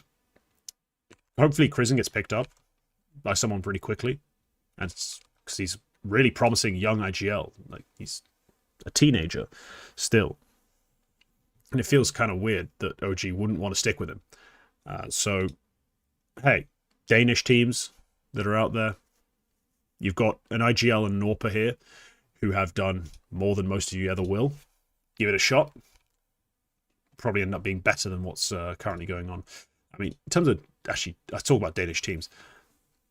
Astralis probably don't want them, but aside from them, why? I mean, Ecstatic, I'm still a TMB fan, but it's not, I'm not super, like, I wouldn't burn your house down if you suggested it, Same thing with like Yeah. Sashi. Like, actually, no, Sashi is not the same thing. Sashi, I'm happy. Take both. Like, we're already that far down. But in terms of also international, like European rosters, there's definitely places they can end up. So it sucks as a part of like our review of the GMing that they've done this. But for those two guys, they've both got such good, I think, such good reasons to be picked up that they will be sooner rather than later. Yep. Nikos, I think, is if it's true that he's going to 100 Thieves, that's an S move for me, to be honest, because I feel like Nikos, at this stage in his career, is the perfect opper for a team just looking to build something new and stabilize. I feel like that's perfect because he is really good. He puts up a pretty good level. He puts up like a 110 pretty solidly. He does it in a way which is not that hard to manage, I don't think. Like it's not. It's going to be easy for pretty much anyone to work with Nikoros because he just plays his game. A lot of it is rifling. He's not complicated to fit into a system on the T side. He just does his job. Very good. And he's mature enough where like he's bringing a lot of experience. He's bringing a lot of, good stuff from previous events. And a pretty high floor. That's perfect for a team like 100 Thieves. I think it's the same reason why Rain is a perfect signing for 100 Thieves, where like you're looking for somebody can put up like a floor level whatever of the three pieces you build can rely on that when building a new team. As for the Crizzen benching, it makes no fucking sense. Like you said, Lambert said just a couple of weeks ago that he was their long-term option for IGL. They're looking to work with him for a long time. It's maybe I think Tony suggested it might have been slightly mutual. Like he suggested that it might be where they wanted to, like Crizzen felt like there was a lot of weight on his shoulders. And maybe it was, and also the fact that OG have had quite a big rotation of players where like he might feel that it's a bit frustrating being on like this sort of talent factory-ish team where you're rotating. Like Fiku was out, Aristos was in, I forget who was out, Adam B was in, Buzz, I think. Like you're rotating a lot of these players. He might feel like it's better for me. He wants to look for a project which is going to build a roster and stick with it for a year. Maybe it's not like that. I honestly don't think it's true. I think he would have been happy staying, and they just wanted to get rid of him. And he doesn't have anything lined up. He said that he's exploring his options. He's open to offers. Sometimes players lie when they say that, and they already have something lined up. But it's not like he's already been bought out by a Heroic or a Gamer Legion or some other team who might be looking at a player like this. So it makes no sense for me. I have no clue who they're going to pick up. If you're OG's GM, you're picking up an Opper and an IGL, probably lower ranked than you. Who do you pick up right now? Also, your guess is as good as mine. Your guess is as good as mine. I have no idea. It's just a strange move. At this point, they might be the ones to go for TMB. But you're not getting A-Core. They might, look, I don't think OG recently priding themselves on building like a young up-and-coming roster with good players. They wouldn't go for a Mutiris. I don't think they go for like an ENS kind of move where they put somebody like SDY in here or Rigon or like somebody else who, yeah, he can do it, but it's like he's 26 or older and he's not gonna do it. Crimbo's available, OG Crimbo, but he's not calling. Then I think, okay, there was a report. I forgot to put this in the show notes, and I did just remember. There was a report OG signed Cadian. Oh yeah, never mind. Yeah, that is their kind of solution. I remember seeing that as well. Now you mention it, yeah, that is their idea. I don't think it's a very good one, but that's their idea. Cadian op IGL, Crimbo fills Crizzen's old spots or whatever. They shuffle it around, whatever. Your rifle core now includes Crimbo. Yeah, what do you rate that? Like Crimbo signing, actually, I kind of mess with. Yep. I just don't like the Cadian part of it. Like this just doesn't make much sense to me. Me neither. But hey, so you still have Spooker and Adam B on the roster, filling in with a closing rifler, Arrows Dosh support, Cadian AWP IGL. I mean, he's better IGLing on the AWP. In that sense, it could be pretty good. But reactionarily, I'm like, just no. Why would I want Cadian now? But hey, we'll see. Yeah. You're right. That's about it for the OG discussion. Medisport, we did talk about Lumen and Plopsky being out last week. They also announced who's in, at least until the end of the season. They're going to be playing with Knock and Dragon. Sure. Yeah, Nork was an interesting one. I think it should be a Norp upgrade. And then Dragon Yep. on the rifle, I thought was just a bit. Yeah, I was like, I guess if plop skills take a step back and you need to fill in the spot, Dragon's not a bad shout. Like, he's not a bad rifler in tier 2/3. So, no, I don't hate these moves. It seems a bit like it was forced upon them, especially the. Well, not the Nork part. I think that's probably a choice. But the other part feels a bit forced. But they've pivoted well. So, fair enough. B. It's fine. I actually like the Dragon signing. I'm not a fan of 2+1s. Or sorry, 4+1s, which this becomes if Knock stays and Dragon stays. So far, I get the feeling Knock is there to fill a role for the lands that I mentioned previously that they're playing coming up. Interesting they didn't go for Fuzi. Legit, because he's going to be playing in the same lands as a stand-in for an Orgless mix, but they went for Knock. I'm not sure about that personally, but hey, Yeah. I also like Knock. Medisport should have signed Knock a year ago, and they didn't. It's a bit too late now, but yeah, fine. So far they played 6 maps. Knock is at a .86, their worst rated player. Isak randomly has played as he was predicted to do when we started this show again, but with a 121 so far. But Dragon is on a 103, and he's done fine. There were, like, in the maps they won, I feel like Dragon was playing fine when they played against Nexus, but they lost twice to GG How in 2 series, 2-0-2 both times. Melo 9 wasn't looking that hot. If they're going international proper as they said they would, Dragon is fine. Yeah, it's just a big fan. If he's not a permanent signing, I don't think. He's just not a terrible player. It could be worse. Yeah, anyway, that's the signing. Hotu, Norbert's loan to Hotu from VP has run out, and they've replaced him with Kalash, who you are quite familiar with. Yeah, not a very good move. I don't like it, but hey, this again feels like a we have no real choice type of thing. He's only on loan here, Kalash, to fill in the space, so I'm sure they're figuring out something more permanent as soon as they can. I still think Hotu have some of their better players on the bench. Like, I think particularly much of Yuka, but I thought Kadeo was always doing a pretty good job on this team. So the fact that he's just sat on the bench is a bit strange, but whatever. Kalash, I don't think much of as a player, but it's temporary, so it could be worse. Yep. Sashi are not playing with Lucky anymore. He said he's taking a break, just the same day as we were talking about mental health issues in the CS players.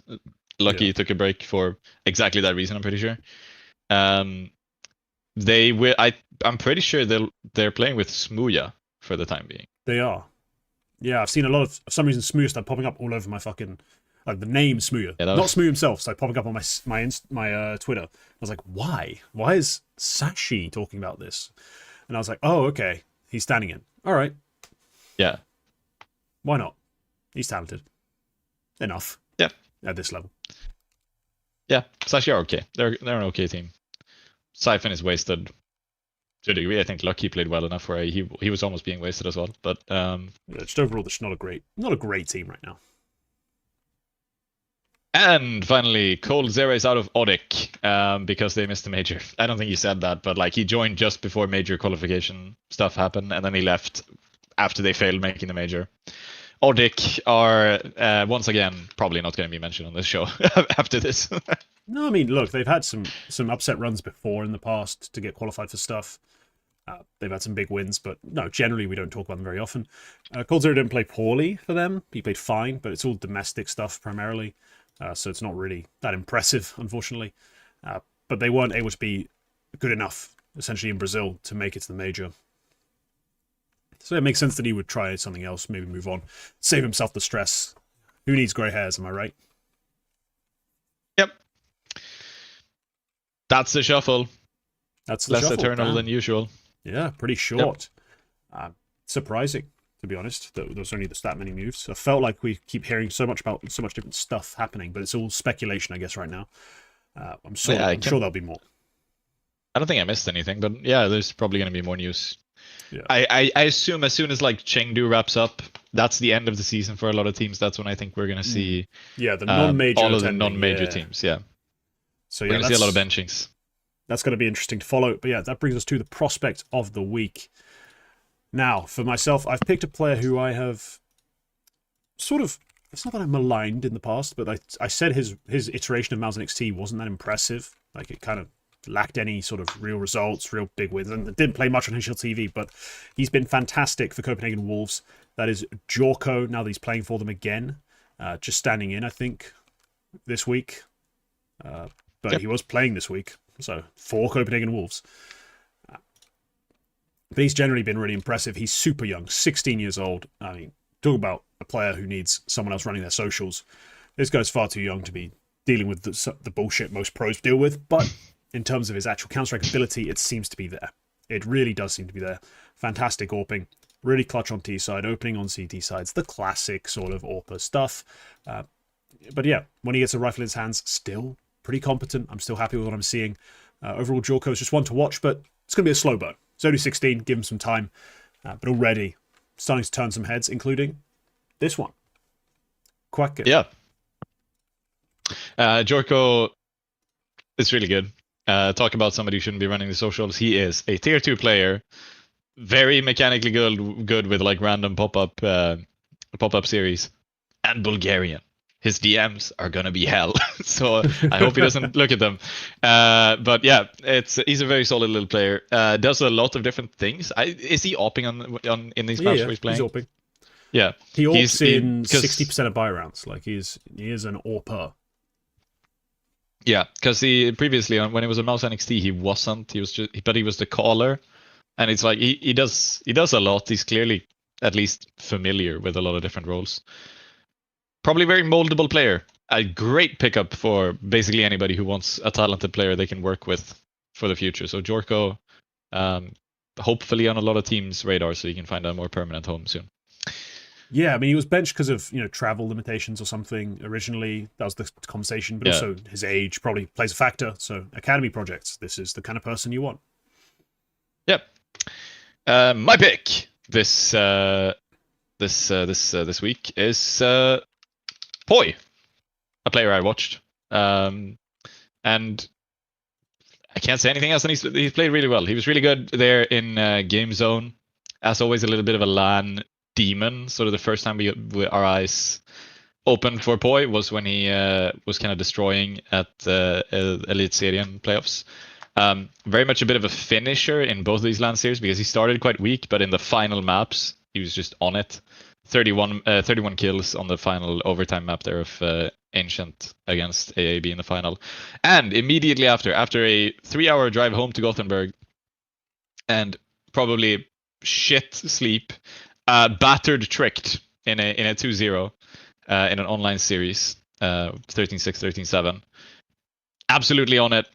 He is an amazing player. He is 100% on the short list of most lower tier 1 teams who might be looking at changes over the winter. Personally, I hope he finds something good, whether it be Alliance or something else. 2026 is going to be the year of the Poi. And when that happens, you heard it here first on Retake the Week. Okay, you heard it from Quack. I'm not there quite yet, but I'm liking the progress because Poi, first team he plays for that isn't just a random mix, essentially.